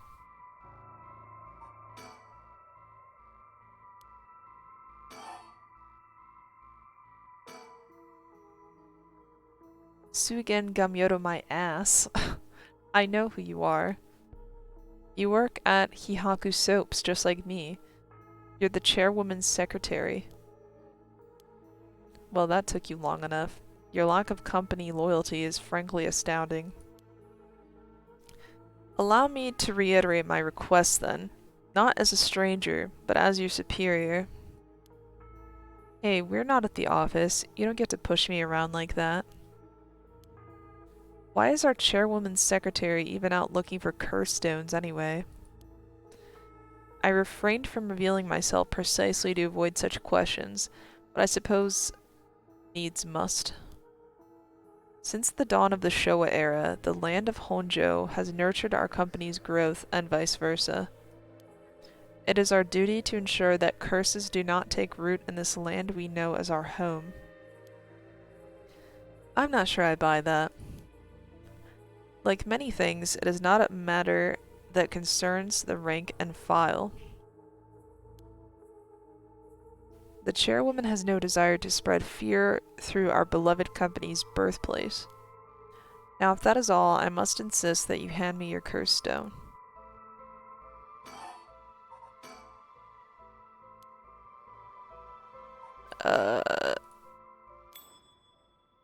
Wait, I've got it.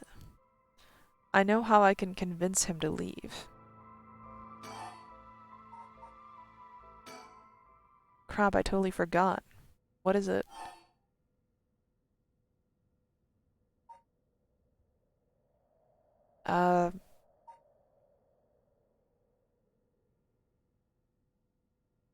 Maybe I'll mention this one. I forgot to mention, I called an ambulance. Should be coming any minute now. An ambulance? Have you lost your mind? They will arrive to find you standing next to a corpse alone in the dead of night. No doubt that will hand you over to the police, who will have some questions for you. Probably, but I'm sticking with Yoko. Unless you want to join me in an interrogation room, you'd better get out of here.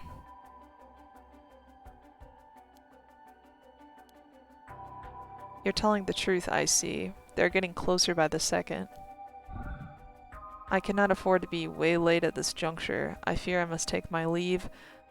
Oh, I could literally just use it?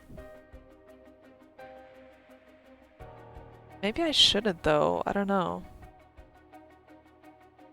I'm not gonna use it. Just see what happens. Sooner or later, I will return for your curse stone. I only hope you do not abuse it in the meantime. Well then, I bid you good evening. Oh,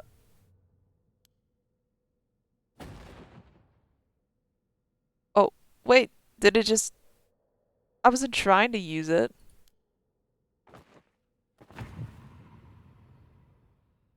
I didn't even press use curse. Well... Oh, shoot. He's dead? Oh my god. I just wanted to see if he would just leave.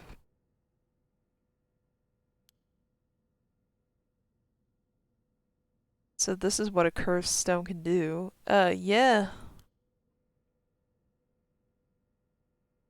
Jeez. 1%? Oh my. You have to get like 100 people or something? Oh man. This is giving like Death Note vibes. Okay, now it's 2 a.m.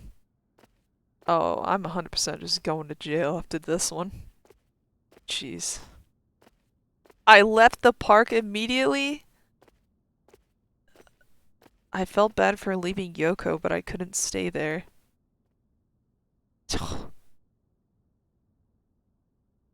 Wow. This is, not what I expected. I wonder if there was some alternate path there, probably. I, yeah, I feel bad leaving Yoko, too. Okay. The emergency medical services will probably take care of her body. Takumi's too. This will be all over the news tomorrow. But until then, at least I know she'll be in a safe place. Alright. I have to find my next sacrifice quickly. Oh my. Jeez, dude. I've got no time to waste. I need to find the other curse bearers and collect their souls. Killing Takumi barely got me any soul dregs. I guess he mustn't have been a curse bearer after all. It's not enough. The soul of a non-curse bearer amounts to little more than leftover bread crumbs. I have to think of places where the other curse bearers of the seven mysteries would be. The curses were activated at around midnight. The others are bound to be active still. I should check to see if there are any other places with connections to the mysteries nearby. At the very least, another curse bearer might be thinking the same as me, meaning I could run into them. Let's see, which of the seven mysteries are closest? I'm in the Kinshicho area right now. The haunting clappers are on the other side of the Oyoko River, just over the Shimoku Bridge. The foot-washing mansion and the ever-burning lantern are around South Warigesui Street past the train tracks. Further along Oyoko River, I'll find the beckoning light at Honji Bridge. Those three places are the closest. I guess I should start there. Jeez, dude. I can't believe he's just like, yep, I just gotta go kill a bunch of people, like, LOL. Like, what the hell? Alright, I'm gonna think. I'll collect the other curse bearers' souls before dawn and bring Yoko back to life. Jeez. I should go to another location connected to the seven mysteries of Honjo. Wow. But like, what if he does all this and it just doesn't work? Like, I mean, there's also the beginning of this game where, I mean, I feel like he's probably gonna die, you know?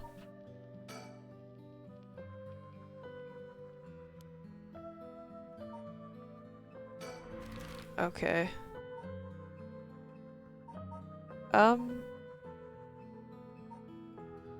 Let's see. I'm trying to remember which ones he was saying. So this one was where the clapper's tail was. Let me look up,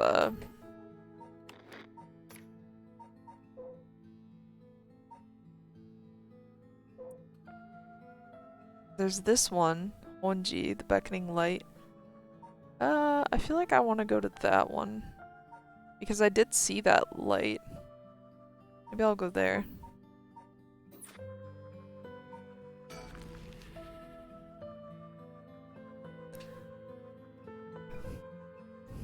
What? Who's that? He's got a cowboy hat? Okay.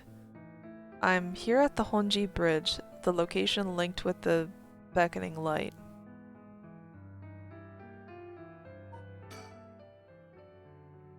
Should be around here somewhere.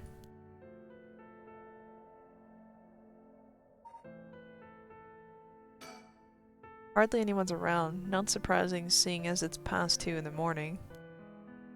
It feels as if the whole world's gone to sleep. I mean, you're not wrong.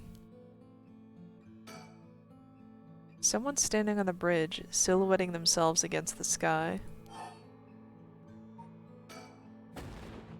What? Wait. Fine, I'll go first. Whoa. I see. Interesting. Well now, this is a surprise.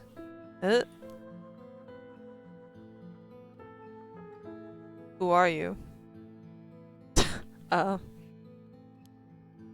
If you've got the wrong guy, just say so. He's a flamboyant fellow. I wouldn't bat an eyelid if this were the inner city. But he stands out like a sore thumb in these parts. Come now, it won't hurt to at least tell me your name.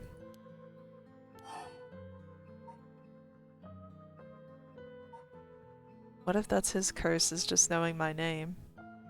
I don't know, I'm just really thinking about that now. What are you doing here? Very good. You shouldn't give up your name so easily. Especially not to strangers. Yeah, especially if it's some Death Note thing I'm concerned about. Gone is the age when might made right. Nowadays, it's information that rules the world. You do well to remember that. You're the one who asked. Your name, your address, your phone number, your age, your occupation. Your personal information is much more valuable than you might think. You should treat those things with care. So I guess you don't plan on telling me anything either then. You can call me Richter Kai, private detective. But didn't you just say not to... Never mind. Well, I guess he's a little full of himself, maybe. You say you're a detective? That's correct. I'm a man who deals in secrets. Don't expect me to share any more information with you, though. Oh, okay. I only told you so that we could have an understanding. The PI...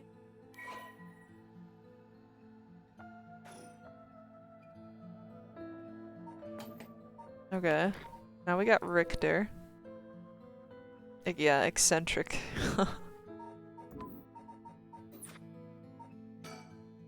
A detective? Really? Dressed like that? He may look ridiculous, but he knows what he's doing. I don't want him finding out about me. I don't think he's a curse bearer, so I'm better off just leaving him alone.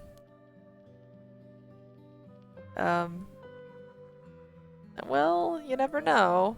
He could just be putting on a little show here, you know. But, or maybe he's a paranormal detective. What's a detective doing around here? Working, and that's all I'll say about that. I could ask you the same thing, though. This seems like a strange place to stop. What brought you here?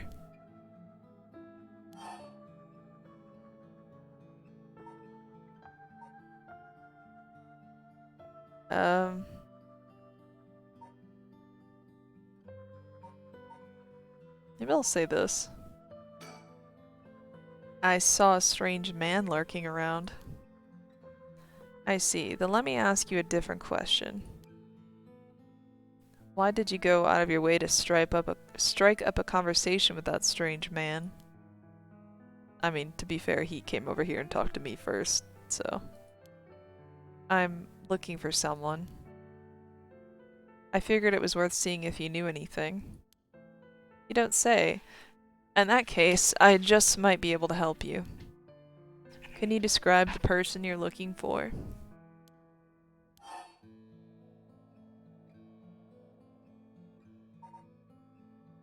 I mean, I'm already here. I guess I'll just tell him. I know I said a person, but I'm actually looking for something called the Beckoning Light. Beckoning Light? The Seven Mysteries of Honjo. Ah, so he knows about it. That's right, a friend of mine was really into that kind of stuff. She said the Beckoning Light appears here in the middle of the night. I wanted to see for myself. Really, you're the adventurous type, aren't you? Fortunately, I think you're out of luck. I've been here for a while, but I haven't seen any strange lights. Alright, well, thanks for telling me. But just wait 1 second.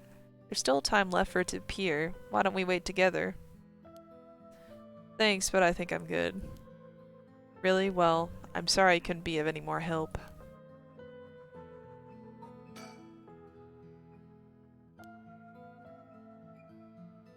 He's been here for as long as he says. There's a good chance he's seen something. I don't think it's worth asking. He seems like all kinds of trouble. Onji Bridge has a pretty unusual structure. The ends are stone, but the middle is steel. The Oyoko River beneath it is actually a canal that was dug during the Edo period. Okay. The other side is an industrial district. And further down from the bridge is the temple from which it gets its name. I see. I don't think there's anything else, really. Ah, that's right, I meant to ask. Do you have a light on you? A light? You mean for cigarettes? Sorry, I don't. I'm not a smoker. Oh no, this'll do nicely. Sure? Anyway, I should get back to work. Once you're gone, of course. Is there a reason I can't be here? Of course, my work is top secret. Okay. Maybe I should just leave for now, I guess?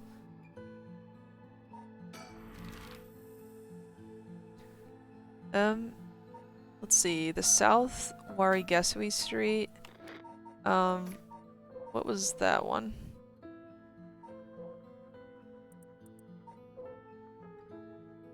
The Ever-Burning Lantern. Maybe I'll just go to that one.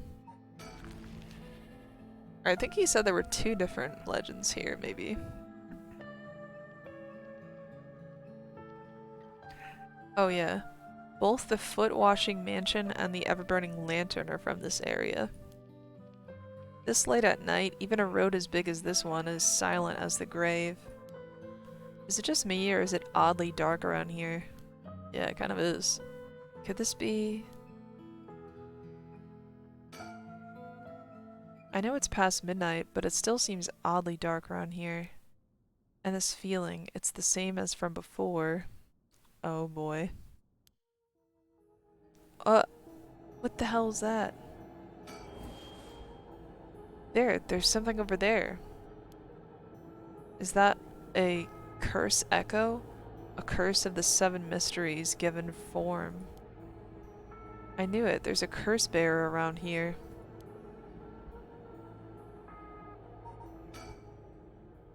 Decision time. What should I do?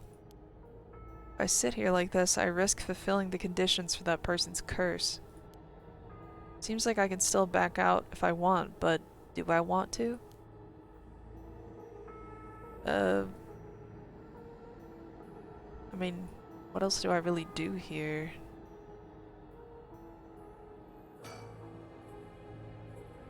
Is that curse echo what's causing this darkness? It doesn't seem hostile. Is it trying to tell me to come closer? What should I do? I don't want to get closer to that. No, approaching would be stupid. I should keep my distance.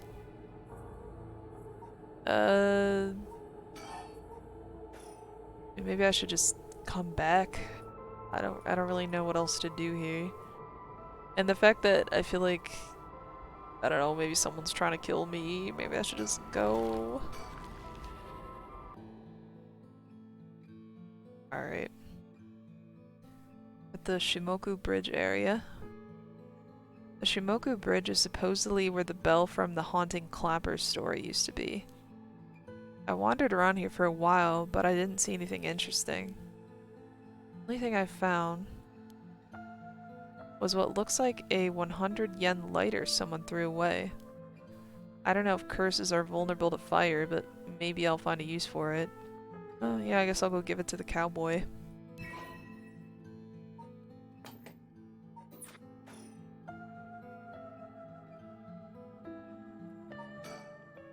Of course I didn't just find a lighter.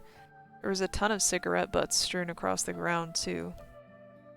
Seems like the place is well in need of some wooden clappers to warn about the fire.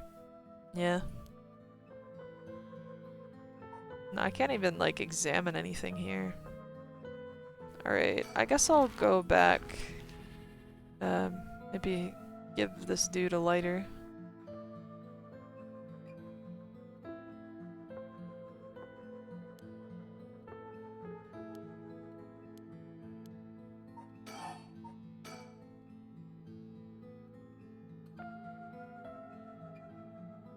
A cheap lighter I found lying around. It barely has any lighter fluid left.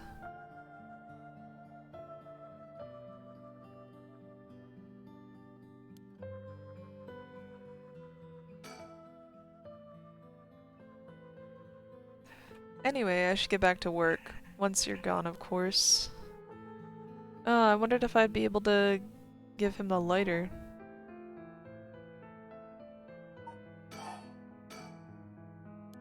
It doesn't seem like I can use it.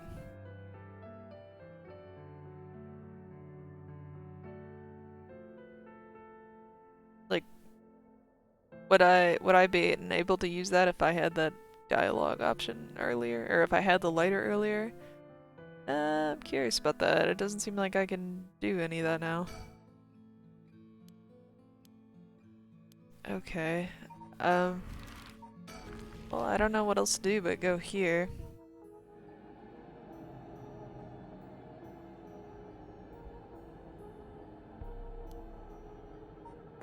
Maybe I should save.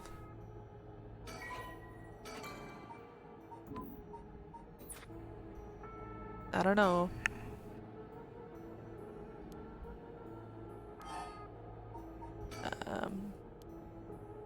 Maybe I'll use the lighter.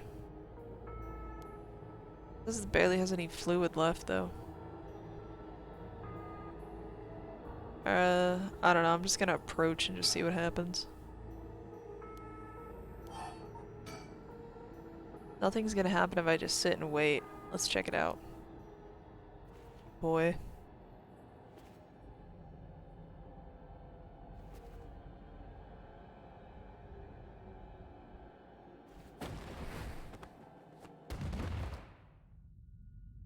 Darn it, now what? This isn't a curse doing this. Somebody's pulling me in. That hurt. Looks like I'm inside a building. Did it toss me in here? Can't see squat. Is this the same darkness from the curse echo? That's right, I still have the lighter I picked up earlier. Glad I saved that. Perfect, it works. Now I can make out my surroundings a bit better. What the? Something... Drat, he's got a light. That ruins everything. Someone there? Are you a curse bearer?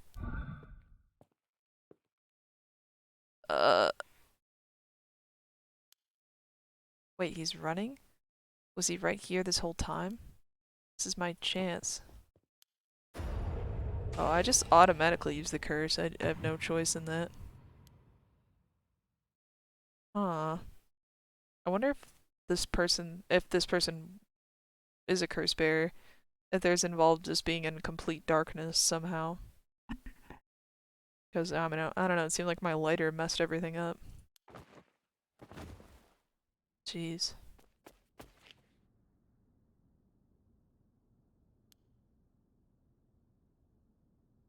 That was a close one.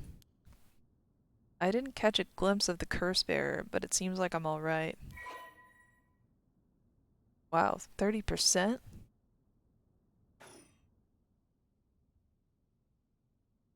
His curse must have had something to do with light and darkness. My guess would be the ever-burning lantern. So there's a connection between the 7 mysteries and the way their curses work. That might be useful to know. I didn't even see that man. He just straight up died and I was like, oh, okay, cool. I just left. So I wonder what would have happened if I didn't have the lighter, actually.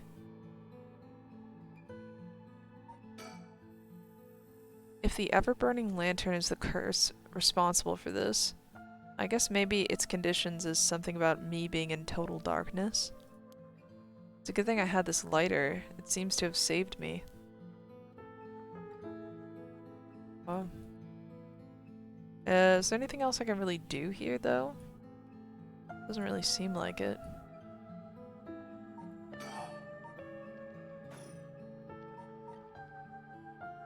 Yeah.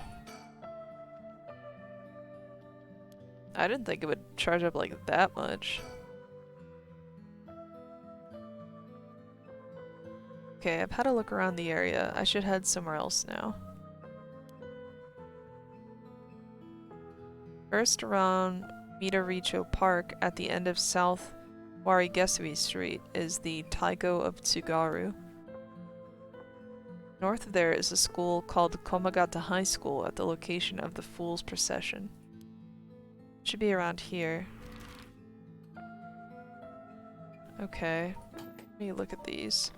So we have the Fool's Procession. Oh, this is where there's weird music being heard, basically. And then this is the Taigo one. I'm gonna go... I was kind of interested in the Taigo. I feel like it seems very, like, unassuming. So it's... to me, it's interesting. Oh, there's like 2 people here. This is Midoricho Park, location of the Taiga of Tsugaru, one of the 7 mysteries. Huh? Someone's here. Someone's there. 2 men, one middle-aged and the other a young adult, talking to each other. There's a good chance that one of them could be a curse bearer. I'll try to scope things out without being spotted. To pick up their conversation from this distance, I'll have to focus in and watch them for a while, I think. If it looks like I'll be spotted, I'll quickly hide behind a tree to move out of line of sight. Okay. Huh? They were supposed to be around here, but I don't see anyone, boss.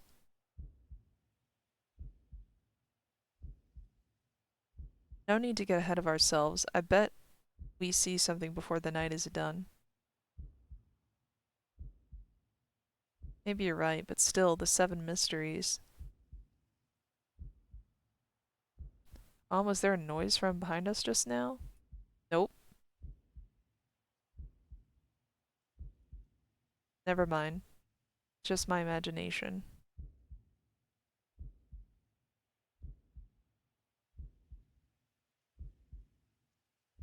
But does the curse really let you kill someone with an object like that?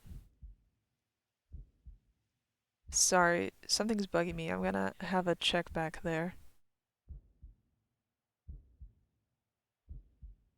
Nothing. I guess this place is just keeping me on edge.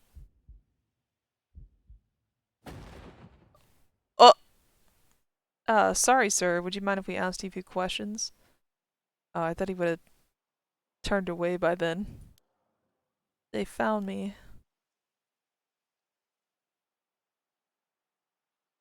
Oh, you 2 are police officers. People often say we don't look it. Sorry if we startled you. Sure, there's no problem, but we'll have to ask you some questions as procedure. Oh, I'm June Erio. I'm from the Metropolitan Police Department, Investigative Division. He's a newbie. And the old guy with the scowling mug is Chief Inspector Tetsuo Tsutsumi, my superior officer. You wouldn't guess from that frown, but he actually has quite the sweet tooth. Ario, quit blabbering.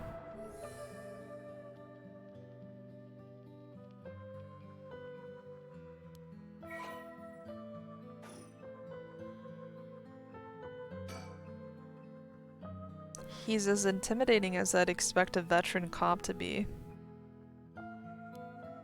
First that private detective, now police detectives. Why today of all days?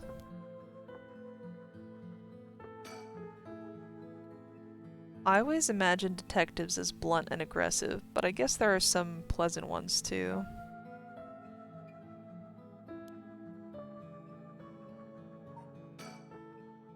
Oh, they're detectives. They're not investigating the corpse that was here, are they? No, I'm still fine anyway. It's not like a curse could show up as evidence in a police investigation. I can hardly believe how calm I am. I just need to keep a cool head and not panic.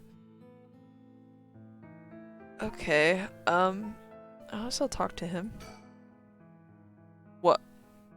What is that face?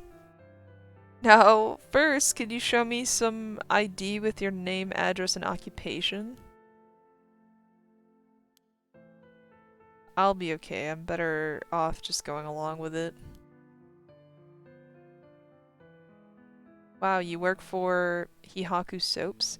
I hear they've been raking it in lately. That true?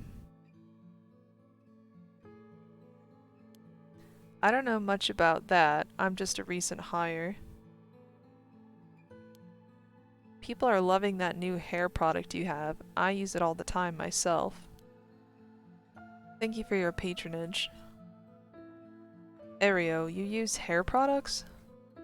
Get with the times, boss. Guys nowadays all use these things. Isn't that right, Mr. Okie? Yeah, sure. We even make men's cosmetics now. That's so. What a time we live in. Sorry, boss is the kind of caveman who thinks using only a bar of soap for all his washing makes him cool or something. I don't think that. I just don't care enough to use anything else. Actually, we do have all-in-one soaps for just that purpose. There are plenty of people like you. Ah, hear that, Ario? That's what I'm talking about. You should put out more of those. Aren't you riled up? I'll leave the questions up to him. I've got nothing to ask. Anyway, Mr. Okie, what is it that you're doing here? Actually, I'm searching for the 7 mysteries. Have you heard of the 7 mysteries of Honjo, detective? Yeah, I've heard of them. We were just talking about them a minute ago. A girl I know is into them. That's how I got interested. I see. I seem to remember even Midoricho Park had one of the mysteries associated with it. What was it again? I'm actually trying to remember what... I'm about to cheat and look it up. Was that the first park that I started?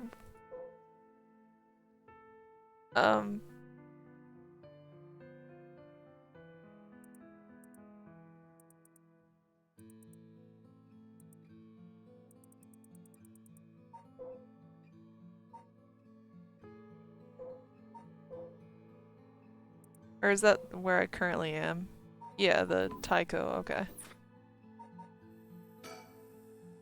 Ah, that's right, the Taiko of Tsugaru. The whole area used to be the residence of the Tsugaru, a clan of samurai. So that's why you were hanging around in the middle of the night. Discover anything interesting? Please give me that sus look. No, nothing, though I admit I hadn't been looking into these things too hard. Right, I think I understand your situation. Thank you for your answers. Now it's quite late, so you'd best be heading home. I have to figure out whether or not they're curse bearers first. With 2 of them, the bearer could be either one. Could the other already be aware that their friend has a curse stone? I feel like they said something about a curse while they were talking just now. They were talking about a curse here of all places, then it's highly likely they have something to do with a curse bearer. Either way, if I'm gonna do it, I have to get them both. Leaving one alive would be too risky. Though I still don't know if I can use the curse on 2 people at once if they both leave at the same time.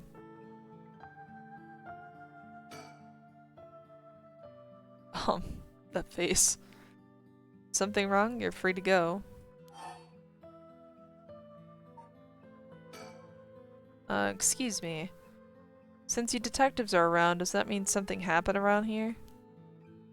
Well, we are investigators, so it is indeed related to a case. But don't worry, there's no threat to civilians whatsoever. We'll be here a while longer looking into things, so you can rest easy. A while longer, huh? That's not good. This may be my only chance. I see. Well, I'll be going now. Take care. Okay, I guess I can't do anything else here right now. While I am fairly sure one of them is a curse bearer, getting them to leave will be hard. Maybe I should go somewhere else before they get more suspicious of me. Yeah. Going to the high school.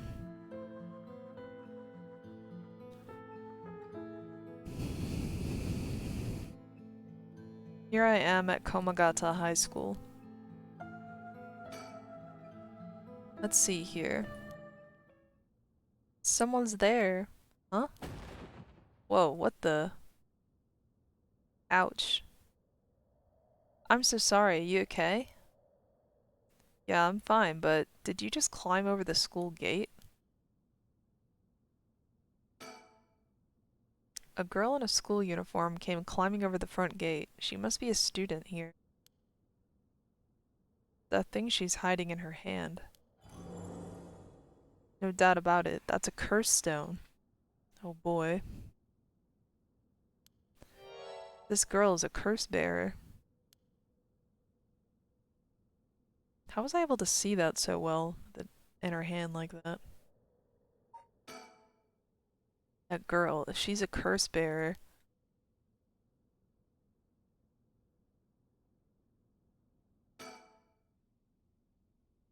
What's going on? Why are you at school this late? Well,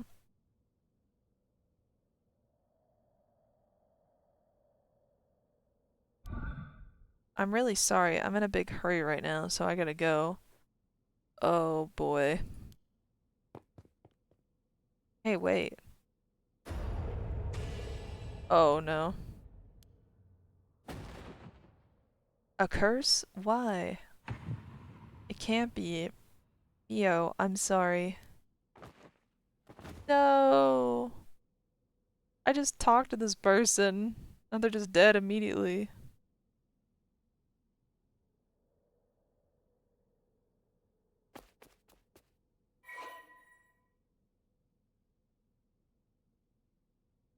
Damn.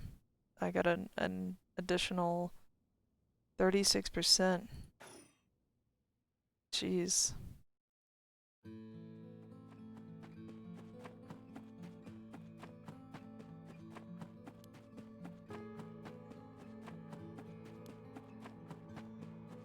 This dude is deranged. How many more do I need? 1, 2? Jeez. I feel like I'm about to get the bad end or something. Alright, on to the next one. I like barely talked to the girl and she just did. Alright. First, the one-sided read by Ryogoku Bridge. Then the evergreen beach at the former Yasuda Gardens along the Sumida River. Finally, Sumida River. I kinda... Oh, let me look at this. Oh, the one-sided read. That one sounded kinda interesting. Try that one out.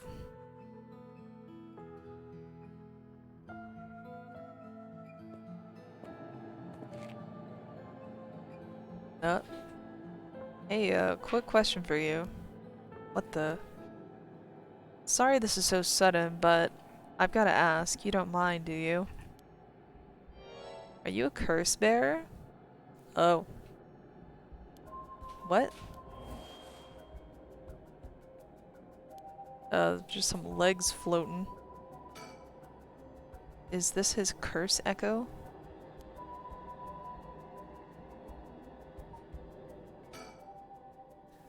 Making it obvious that he's a curse bearer himself. What's he trying to pull?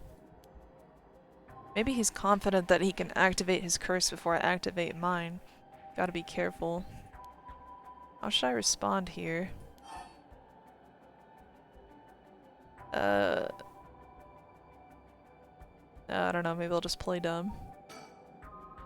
The hell is that? You took too long to answer. Huh? Plus you glanced behind me when the curse echo appeared. Yeah, you kinda right.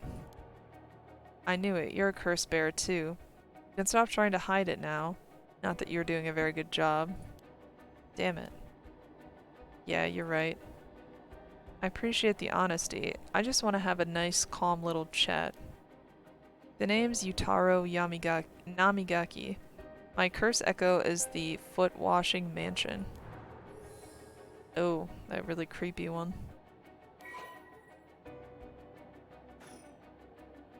A chat? I'm not going to curse first and ask questions later just because we're both curse bearers. I've got a little more class than that. I hope you're smart enough to extend me the same courtesy.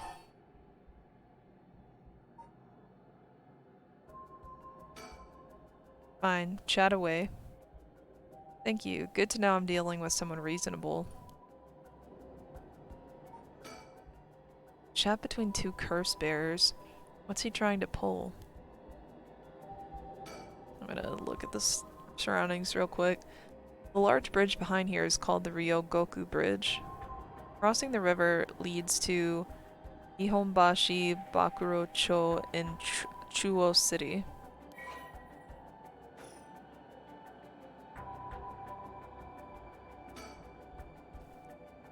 The canal here where the one-sided reed grew is supposed to be around here somewhere. But now there's no trace of it left.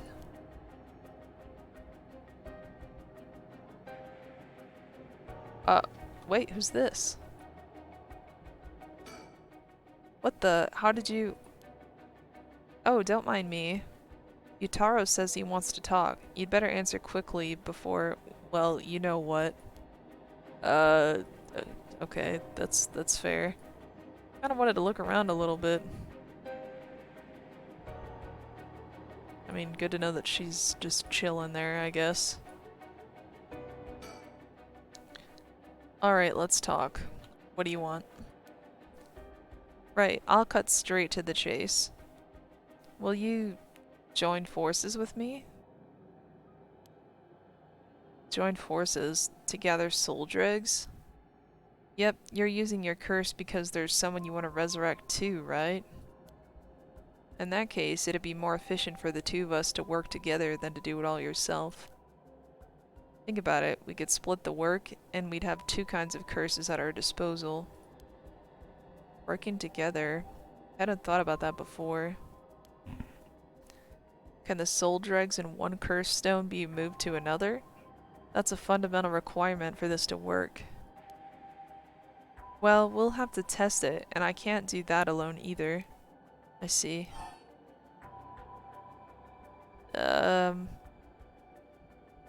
Let's see. This is, the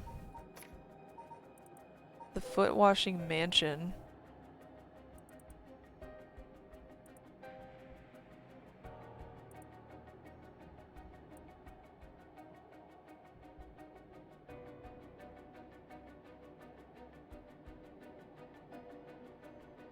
Just ask for a friend to trade houses with them.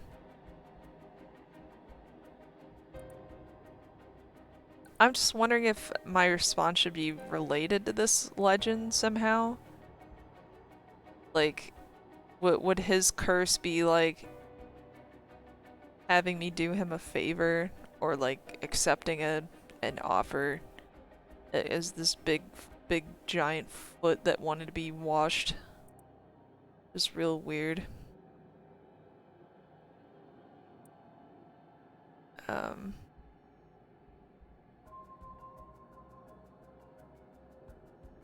A man who had been visited by the foot every night asked a friend to trade houses with him. That night the foot stopped appearing. I feel like maybe I should go along with it, I don't know.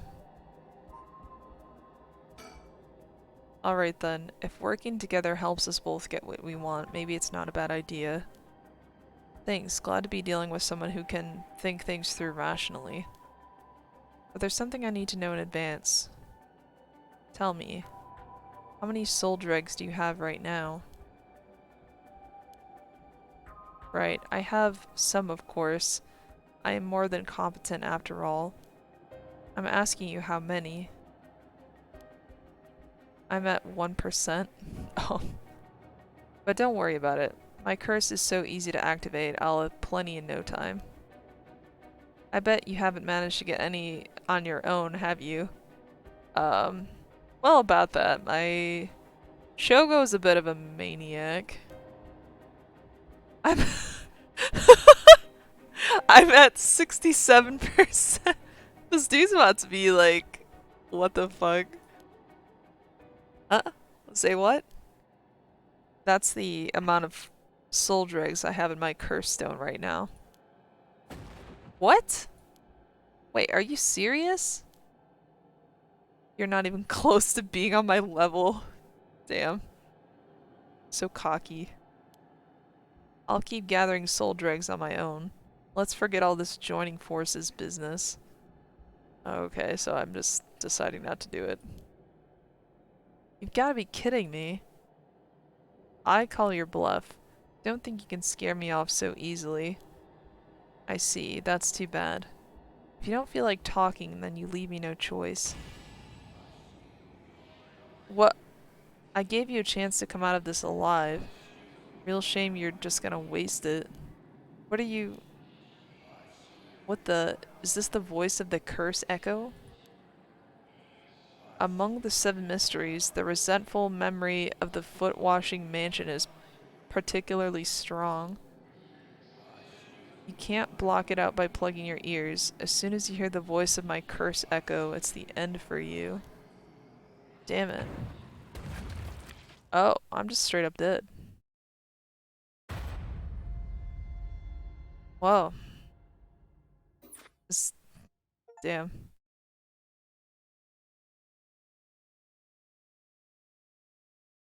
Wow. Well, I'm wondering what I should have done there. Like, should I wonder if I should have gone to the other area first. The other area was related to music. Maybe I would have got something like earplugs so I could deal with that, and then once I come here, what was it that got it to activate though? Because my character decided to just walk away from it, like he didn't accept his request. I was trying to accept it though, so I don't know what I could have really done there. All right. So, my Mooney, you seem to have arrived at a less than favorable result. This is mere conjecture on my part, but you have a way to evade curses that no one else is capable of, do you not? You're not. You may make as many attempts as you please from the conversation with Utaro. Okay, cool. Very well. Remember to ward off the curse before it is activated. But bear in mind, Shogo Okie has no way of realizing it himself, so you must react for him.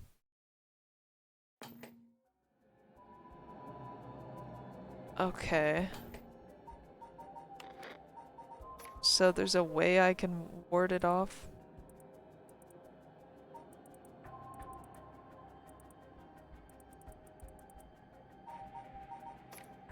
See... I guess there was nothing really new, but...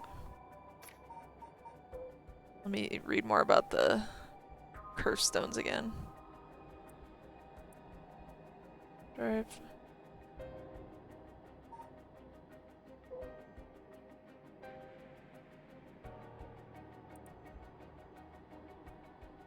Okay, just kind of reading over this again.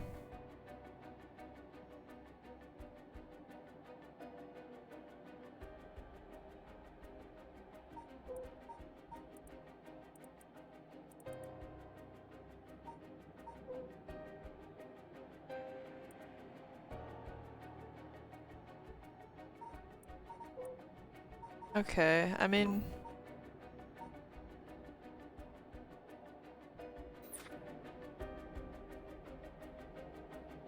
What if I just talk to her? I guess it won't let me. What if I just left? Straight up. I don't know. I'll try to just say different things this time.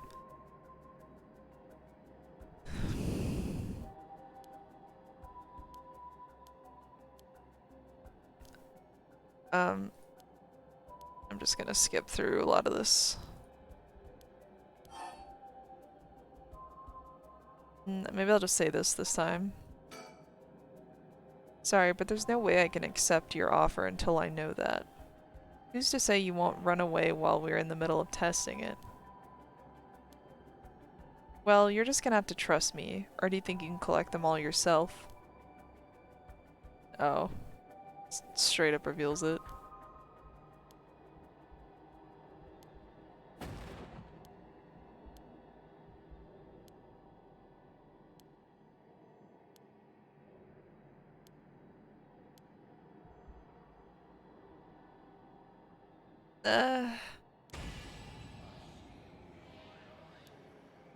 Yeah, what am I even supposed to do here? Like...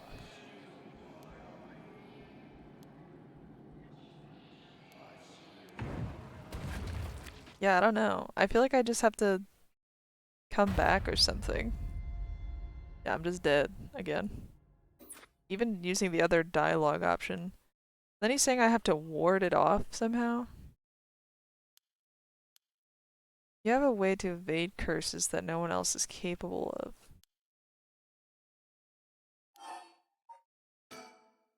Oh, I guess he's just saying try to ward off the curse before it is activated. There's no way of realizing himself, he must react for him.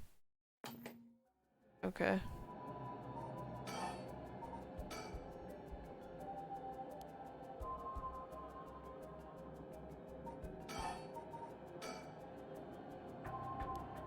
Okay. Maybe I'll just leave, like, I don't know. Does it say, look at some of these profiles?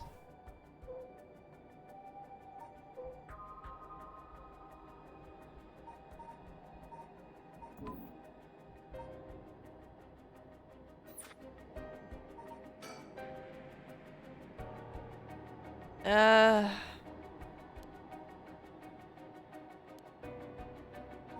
Yeah, I mean...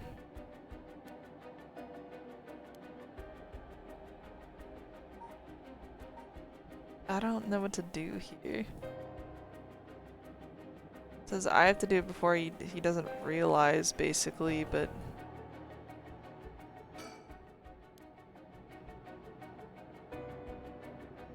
Yeah, she must have teamed up with this dude. I don't know if anything in the environment will really help me too much, but...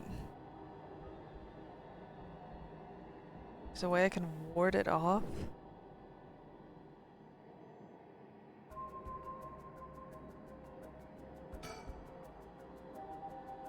Young man, probably younger than me, maybe a college student.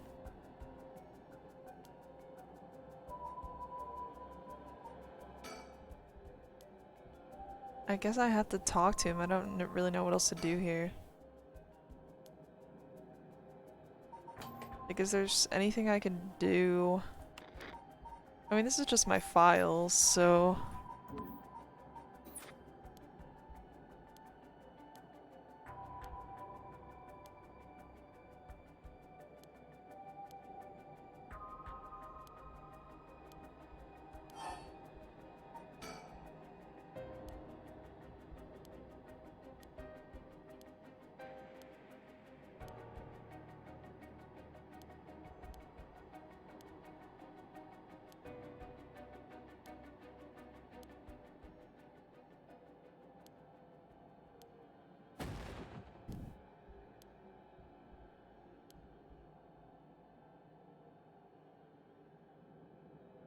Yeah, here's the thing. It's like he just immediately shuts down conversation. He's like, "You're not on my level," basically.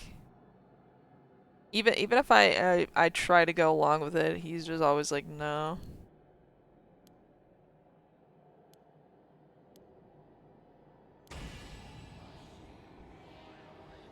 Uh.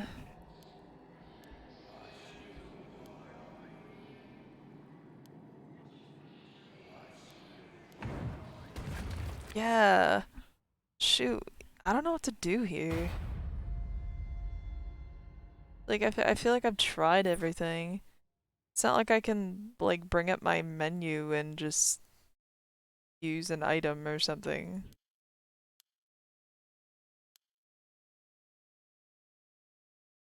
Okay.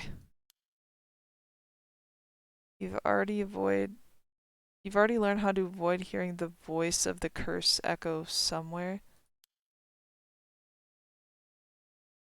Uh,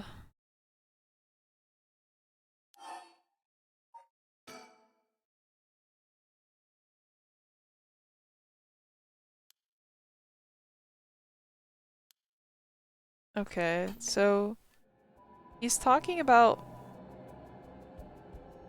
the first part in the park where it was just...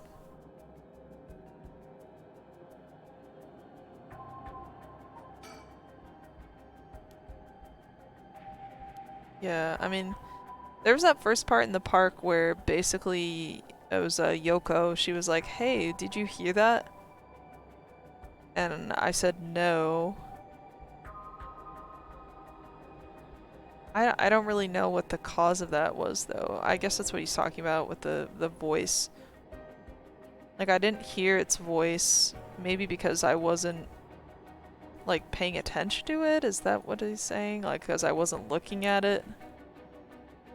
I don't know if that has anything to do with it.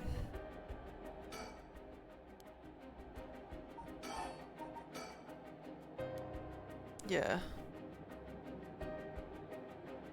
I don't know. I'm a little bit... Like, there's only so many options and so many things I can do here, so I'm just like... Do I even talk to this dude? But I feel like that's the only thing I can do, really. I can't leave.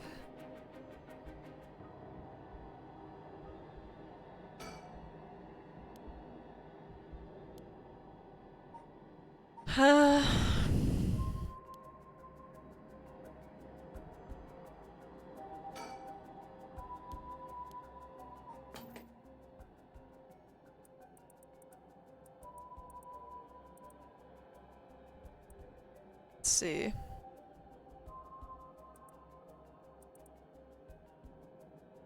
If I'm not mistaken, you've already learned how to avoid hearing the voice of the curse echo somewhere. Okay.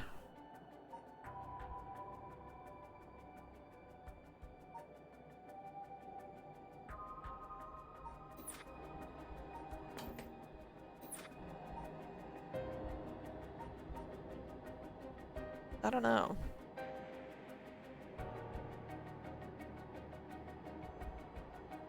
Like I feel like if I talk to him again, I'm just going to get the same result, basically.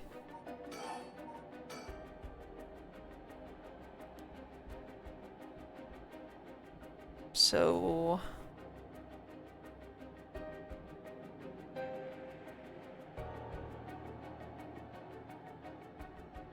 or I'm also thinking of like something Yoko told me, which was like, oh, if you don't believe in the curse, then like if you don't believe in something supernatural, then it won't even appear to you, basically. I don't know if it's related to that at all.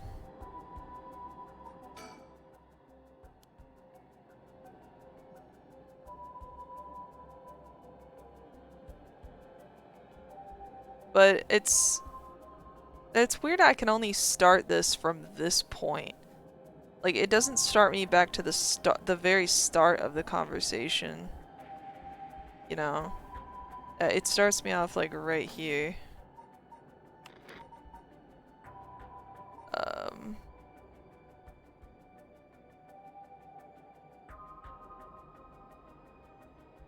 which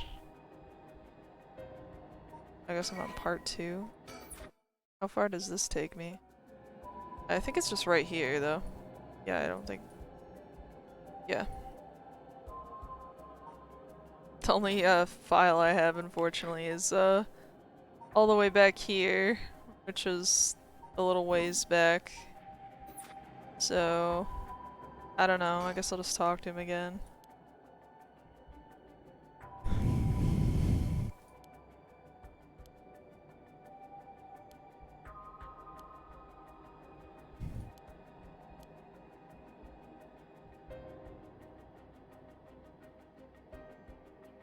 Yeah, I'm curious about this one. I don't know, I just feel like I need some kind of information or something.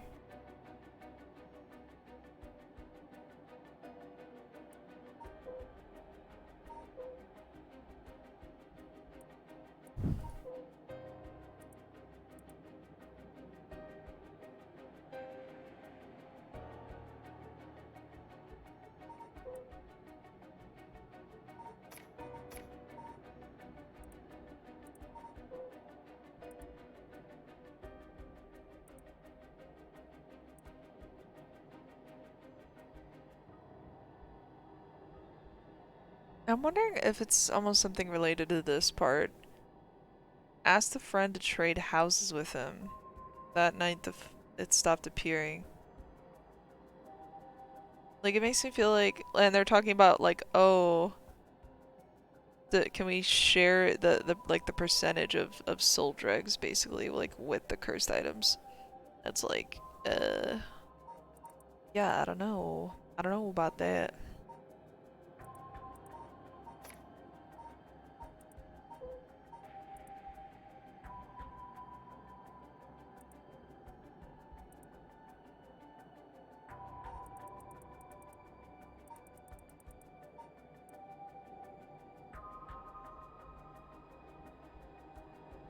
Okay.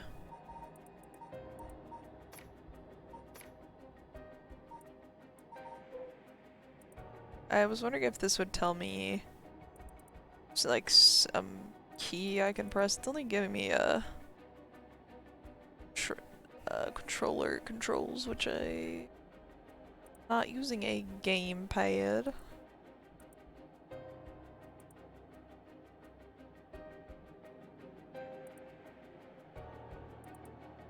So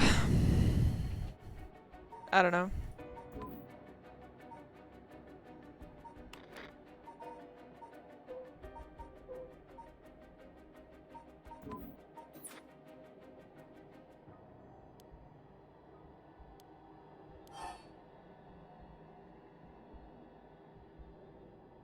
Yeah, I literally have to respond to this. There's nothing else I can do.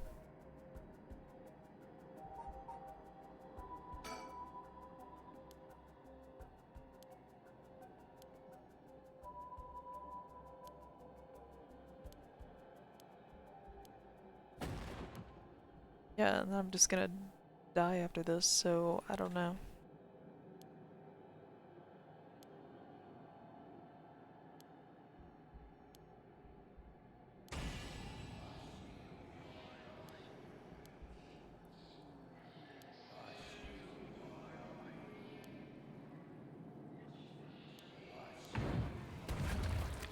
Yeah.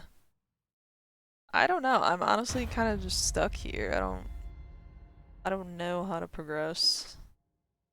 I can only do like two things, seemingly. I've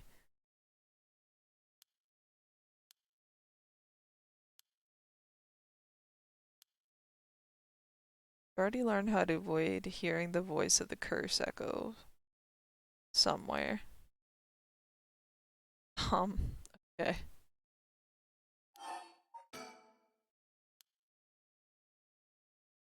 Yeah, I was just looking at that screen too, but I was kind of skimming through it. I guess I'll look back at it. Um, yeah, but it doesn't give me the the controls for I don't know, maybe I'll just try using my controller because it doesn't tell me PC controls, board controls. I don't know, maybe this will work.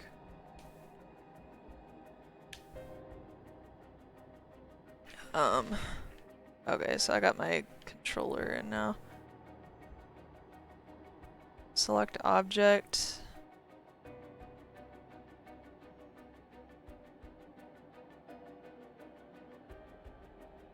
LT is just, I could just use curse at any time, I guess.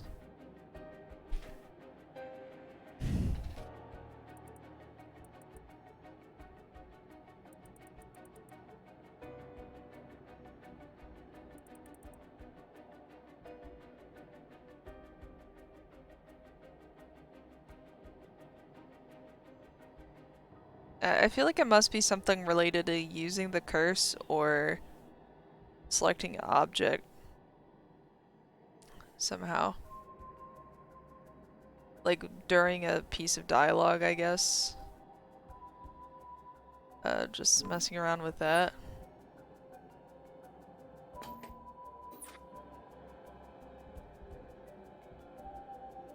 I don't know, we'll try that.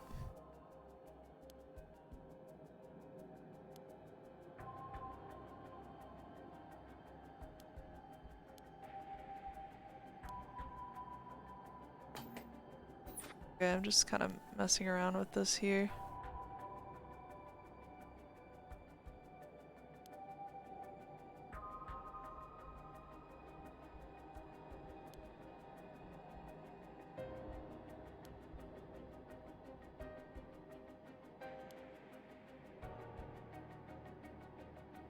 Yeah, it's not really letting me go to my like items though.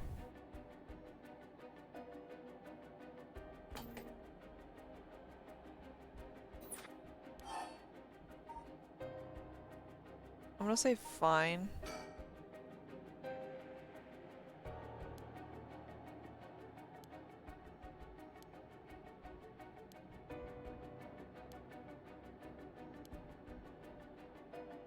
Oh!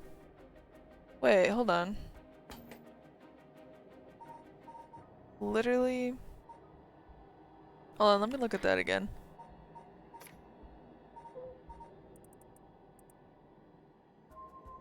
Variety... You can set voice volume to 0. That's literally what I have to do? Um... Okay.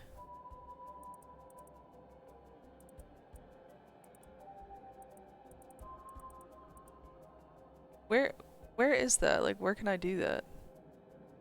The options...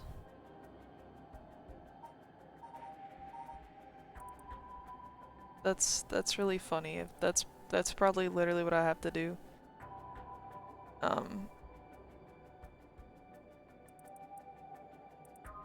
Okay.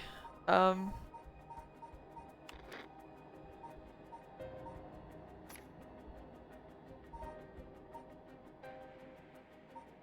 I'm gonna try that.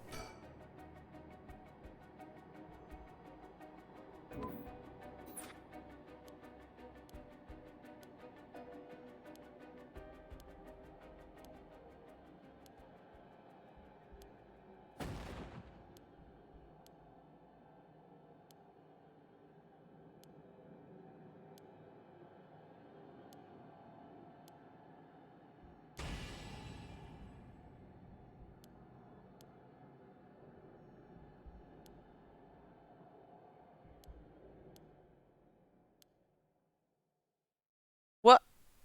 That actually worked? A voice? I don't hear any voice. What? There's no way. And yet there he is perfectly unharmed. Wow, that is wild. Literally just changing my volume settings. Wow. How? What's going on here? I don't completely understand it myself, but his curse's conditions don't seem to have been met. That's so funny. This is my chance. Taro, your curse won't work on me. I'll let you off easy today, so get the hell out of here. Son of a... Fine, I'll just be on my way then. Mark my words, I'll make you regret this. Oh boy.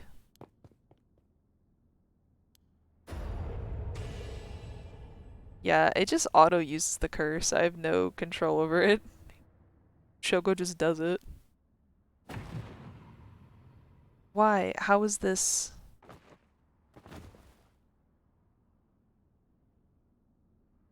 Oh. Seems that girl left. The one who was behind me. I gained 20%. Wow. Yeah, I wonder if there's any alternate path to this. Like, can I don't know. Do I have to do this in the first place? Or is it just the same? Because I'm not even trying to use the curse, he just uses it. Former Yasuda Gardens. There's some kind of incident here recently, so the entrance was closed off. But as it was easy enough to sneak in, so there are no guards this time of night. However, it feels weird being in these magnificent gardens after hours. There's not a visitor or groundskeeper in sight. The Ryogoku Public Hall is also on the grounds. Its eye-catching structure makes this place feel even more otherworldly.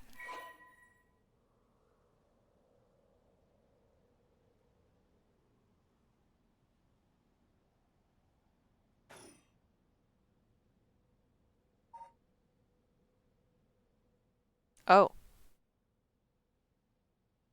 So, have you decided what you're going to do? With your, uh, oh so precious, um, curse stone?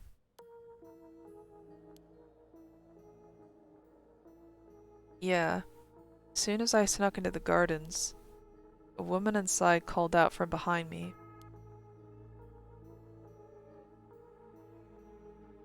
I've been waiting for you. I have a curse stone.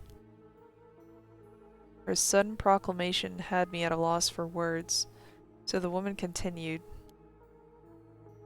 I have you in a position where I can use my curse stone, my curse on you whenever I please. You hand over your curse stone, I will at least spare your life. In that moment, all I could squeeze out in reply was, let me think about it. Which brings us to now. Alright. A woman in her 30s. She has a refined air about her, like she was brought up in a family of high social standing. But I also sense a shadow hanging over her. I wonder if it has to do with this place.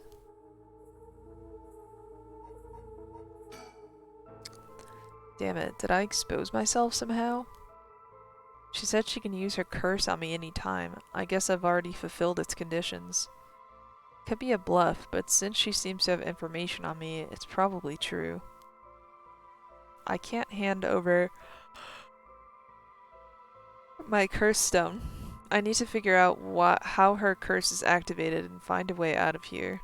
For now, maybe I can get some information by talking about something that'd catch her interest.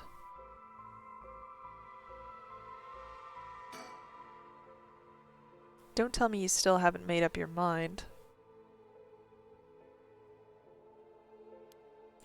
Such an indecisive man. Wait, I might hand over my curse stone depending on certain things. Will you hear me out for a moment? Oh, that face. Sure, go on.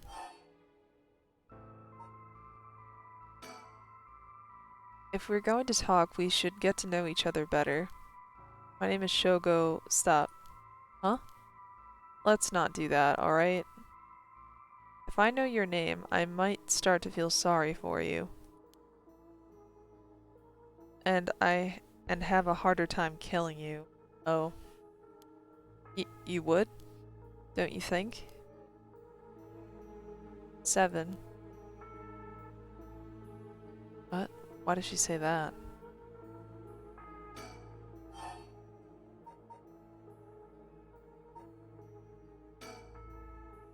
If you take my curse stone, what are you going to do with it? With your curse stone? It's brimming with soul dregs, isn't it? It's already killed so many, no? Jeez, that look in her eyes. How does she know so much? I'd like to avoid such crude methods myself. 6. Oh, is she counting down? I don't know, maybe I should look around.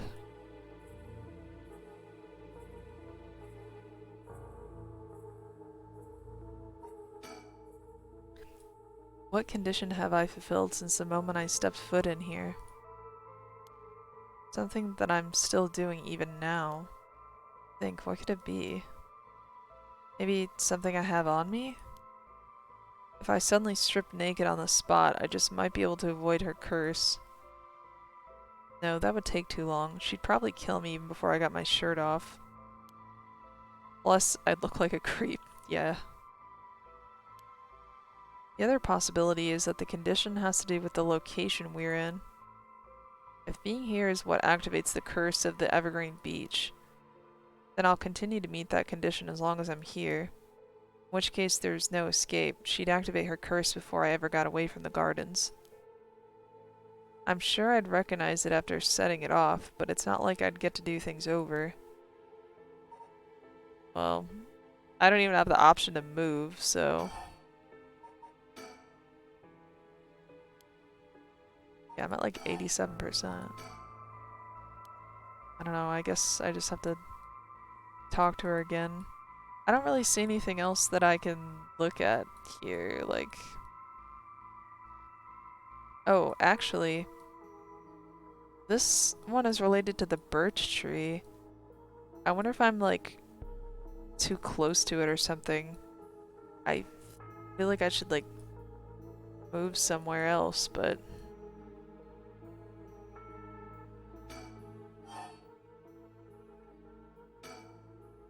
You want soul dregs. That means you're after the rite of resurrection, too.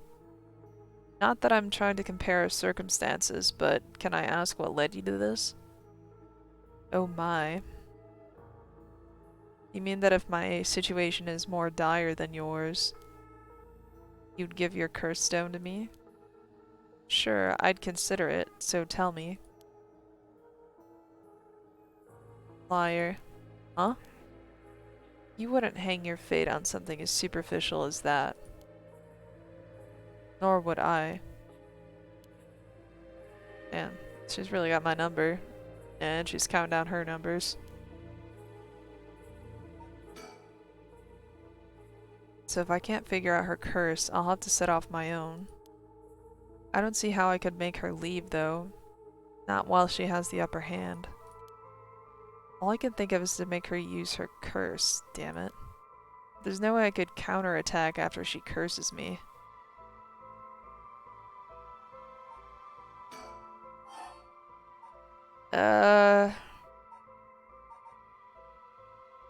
Yeah, I mean, I don't really know what else to do here.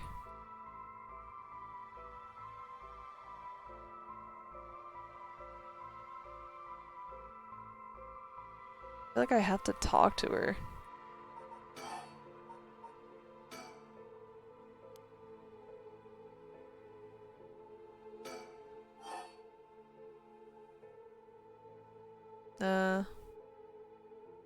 I mean, these aren't checked off in any way, which makes me feel like maybe I should continue introducing myself. She said she doesn't want me to.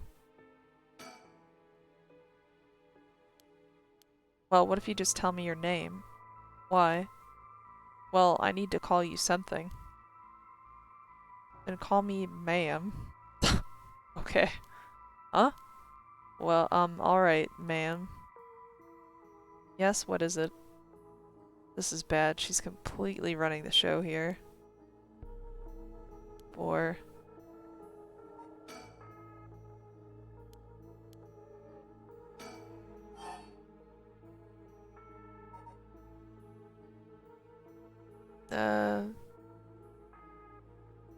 maybe I'll ask about this again.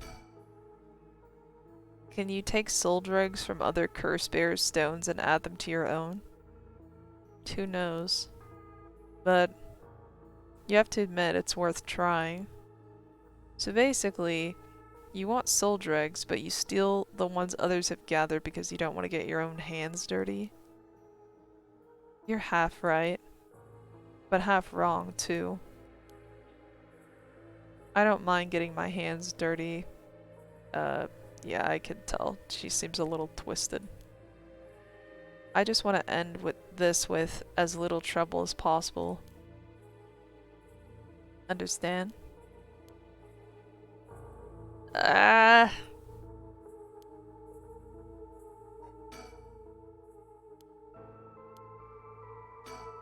I don't know.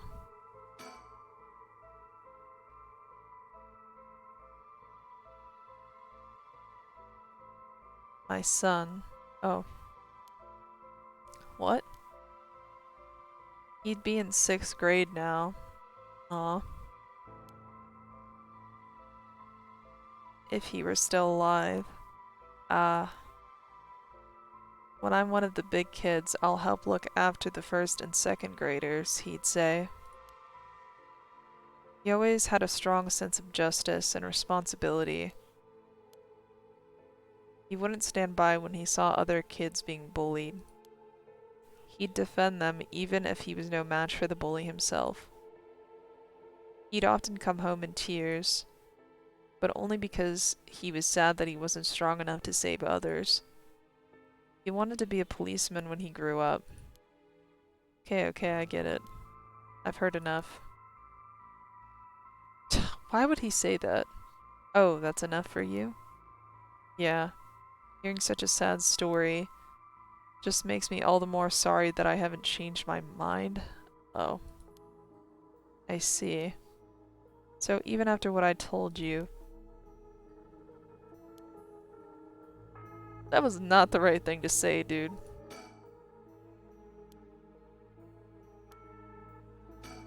Uh...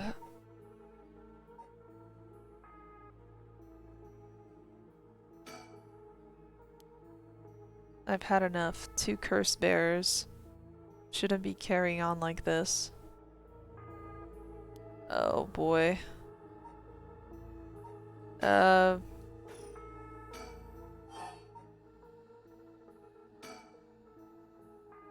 Still won't hand it over. Oh. I'm probably just dead.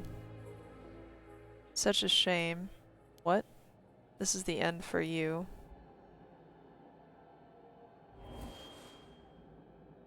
Farewell. Oh, like a dude on fire. No! Fire, it's so hot. It burns. Fire. Of course, that's what it was. That guy, damn it. He must have been following me. It's already too late. Oh.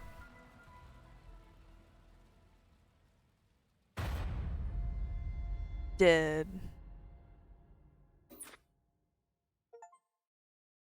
Yeah. Huh. Yeah, I wonder if I was just supposed to say the correct things. Bro, the fact that she's telling him about her son that she lost, and then he's just like, that's cool story, bro. It's like, why would you even say that? Not in vain, however, you finally realized how the curse is activated. Okay.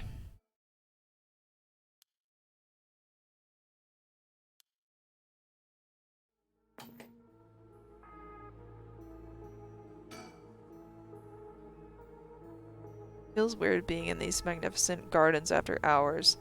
There's not a visitor or groundskeeper in sight.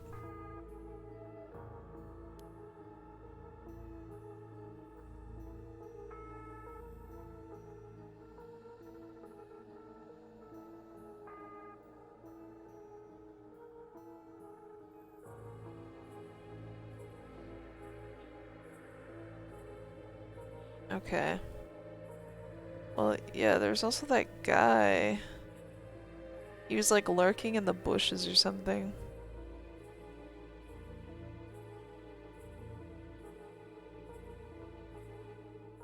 So I was killed by the man on fire, basically. Um, let's see.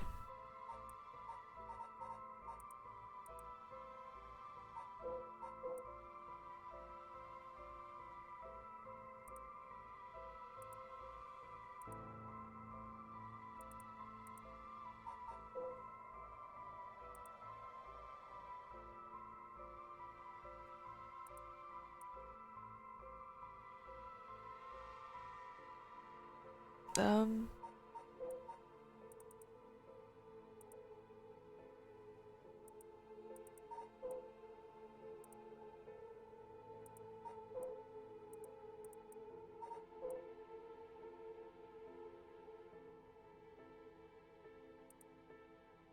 Just kind of rereading over some of these.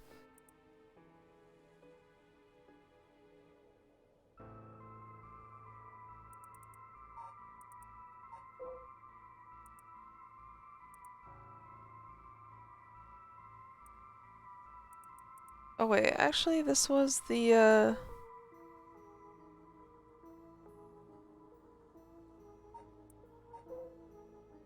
I see.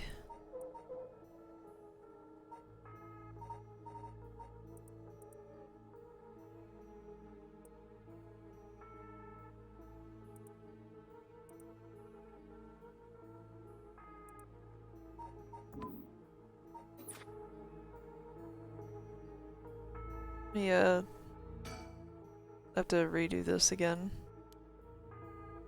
Now, let me just save like right here then, because it's making me kind of re-look at things.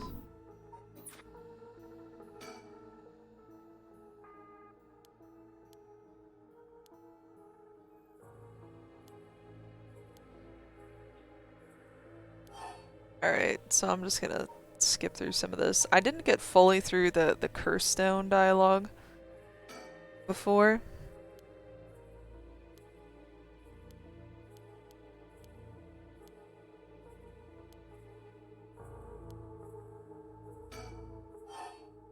So let me try to get through this.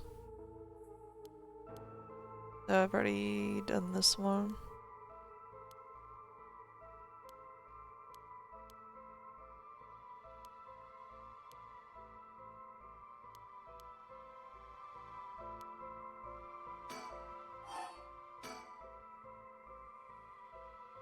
How do you know you haven't already set off my curse? Go on then, use it. If I had, you could have activated it without all that bluster. And yet, here you are. Damn, does she already know about it? Or about the student from before? But if she already knows what would activate it, she wouldn't hide it. Because if you know what activates my curse, there's no way you would set it off yourself. So she must not know yet. I still have a chance. Listen, I don't want you to get the wrong idea. About what? Talking like this instead of killing you immediately. It's just a whim of mine. What I mean to say is that you were never in a position to bargain. Oh.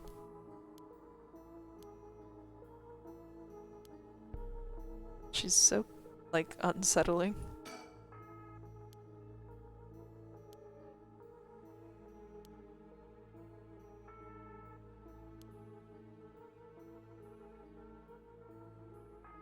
Information, something that would catch her interest.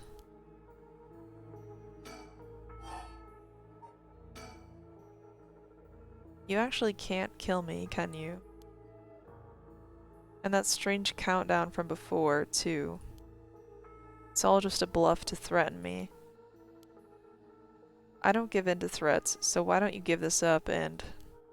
If that's the case, give it a try then. Only 5 more now. Let me tell you the number. 4.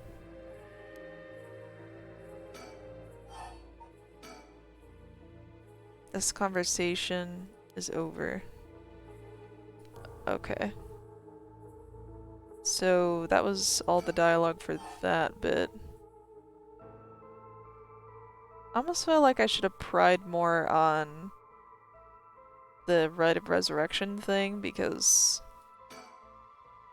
she was actually talking about some personal stuff.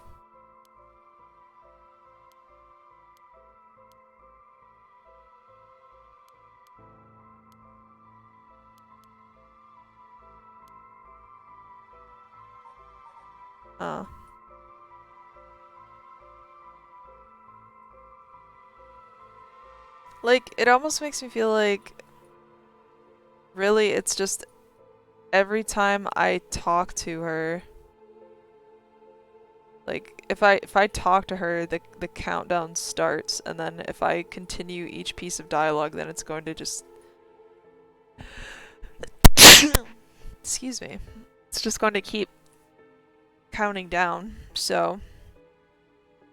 Which makes me feel like I just shouldn't talk to her, but I can't leave either, so... I don't know if this is gonna be some weird thing with my settings again, or if I just have to, say the right things.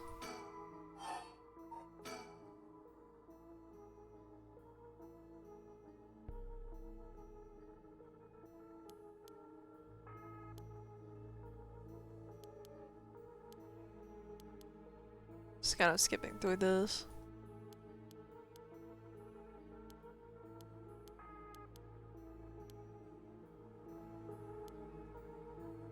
Yeah, I feel like she's probably gonna kill me, but...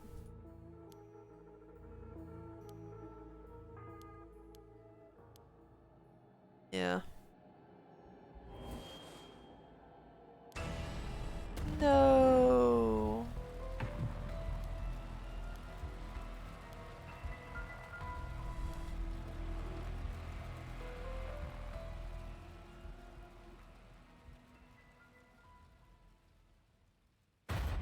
That dude.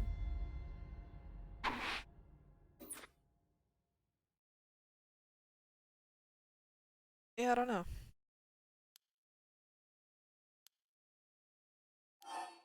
Okay.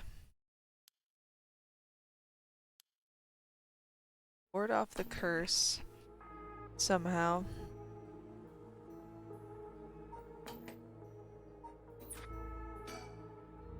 Okay. Well, it's like I could reload my save, but if I for some reason die again, then it might give me some more information or like a hint or something if I'm getting stuck.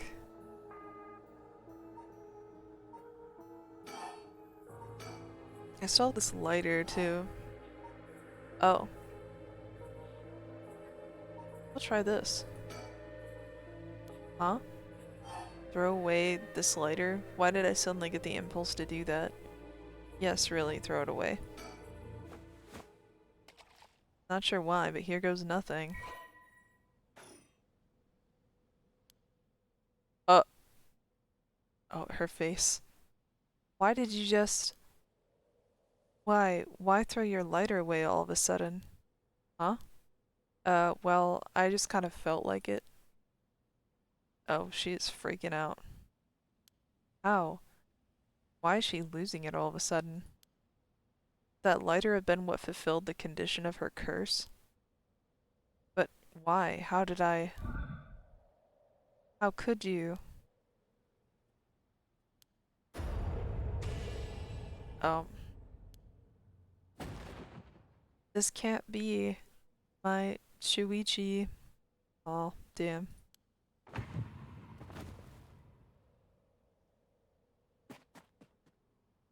Is that guy actually still here? The cowboy? 25%? Wait, what is it at now? I haven't like been checking what it was at. Must be pretty close by now. That was too close for comfort. Was that just coincidence? Not only was I able to release myself from her curse, she immediately panicked and ran away, fortunately for me. If she'd kept her cool and stayed, we would have been at a stalemate. Oh, I should check my curse stone. It should have gained a lot just now. What the...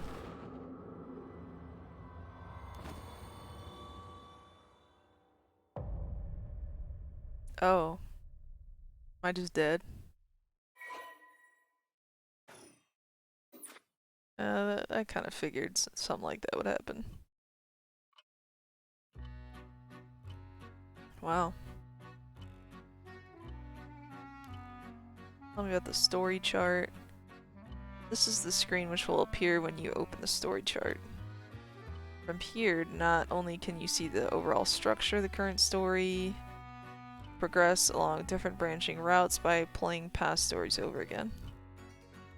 We could call this exactly the power that Shogo Okie had sought after. Normally you would have been able to use the story chart feature freely, However, due to circumcision, this may unlocked. Okay. You'll return to the story chart from time to time at breaks in the story. At those times, you will choose for yourself which story you wish to continue next. Okay. By the way, should you use the story chart to replay a past event, do you know what you must do and where? Of course you do. After all, you have gotten this far. What trigger did Yoko Fukunaga set off that led to her dying the way she did? Probably turning away. You've come this far several times, so I have every confidence you will be alright. As long as you make sure not to do that thing. Okay. However, like with the lighter and voice earlier, Shogo Okiya has no way of knowing that himself. On that note, I'm curious. Have you determined how many people Shogo Okiya has killed with his curse? Okay, I'm actually trying to remember. So there's Yoko, there's that other dude at the park. I also have an option to say none, which is interesting.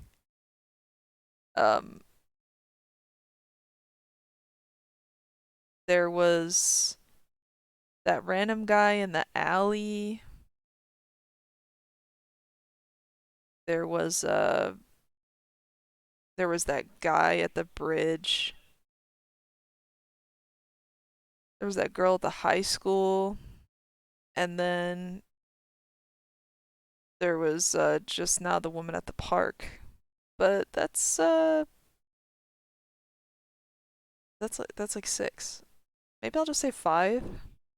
Or maybe it's a trick question, maybe it's none, but I'll just say 5. I see. So that is your understanding of things. As it turns out, the correct answer is none. He's gonna say none. Oh, okay. I got it. That is correct. I'm pleased to see you have such a solid grasp of events. I think you will be just fine. A. Okay. So yeah, I've definitely played some VNs like this, where it sort of branches off and does cool things.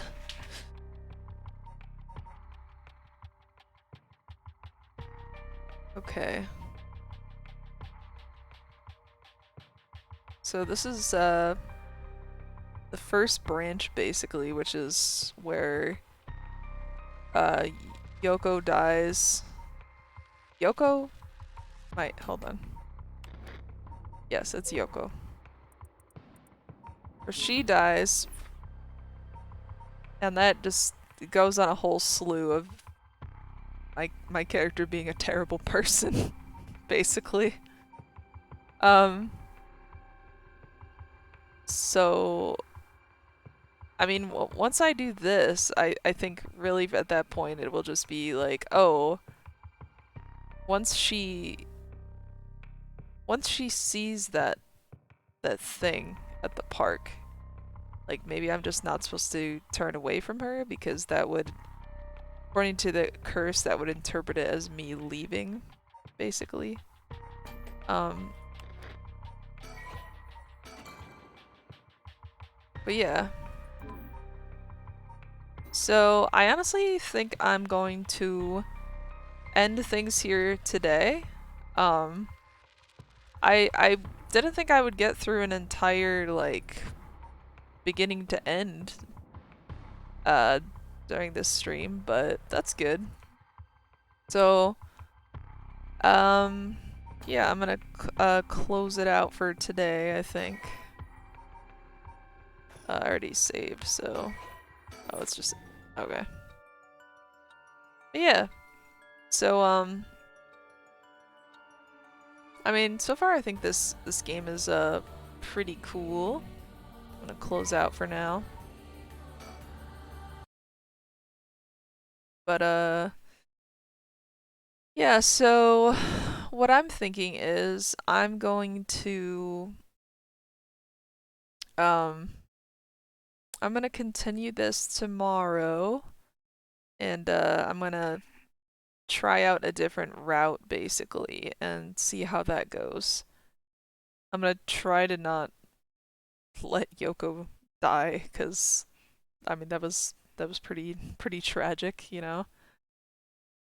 So I don't know, they just introduced her and I'm like, oh, she seems like such a cool character, and she just dies immediately. I'm like, oh, okay. Which in the world of horror, that is to be expected. But yeah, so previously I was saying that I was gonna stream this Saturday, but that is being moved to tomorrow, Friday. Um due to me being unavailable on Saturday, which I posted on my Twitter as well. But yeah, so I'll be streaming tomorrow at 1 p.m. EST.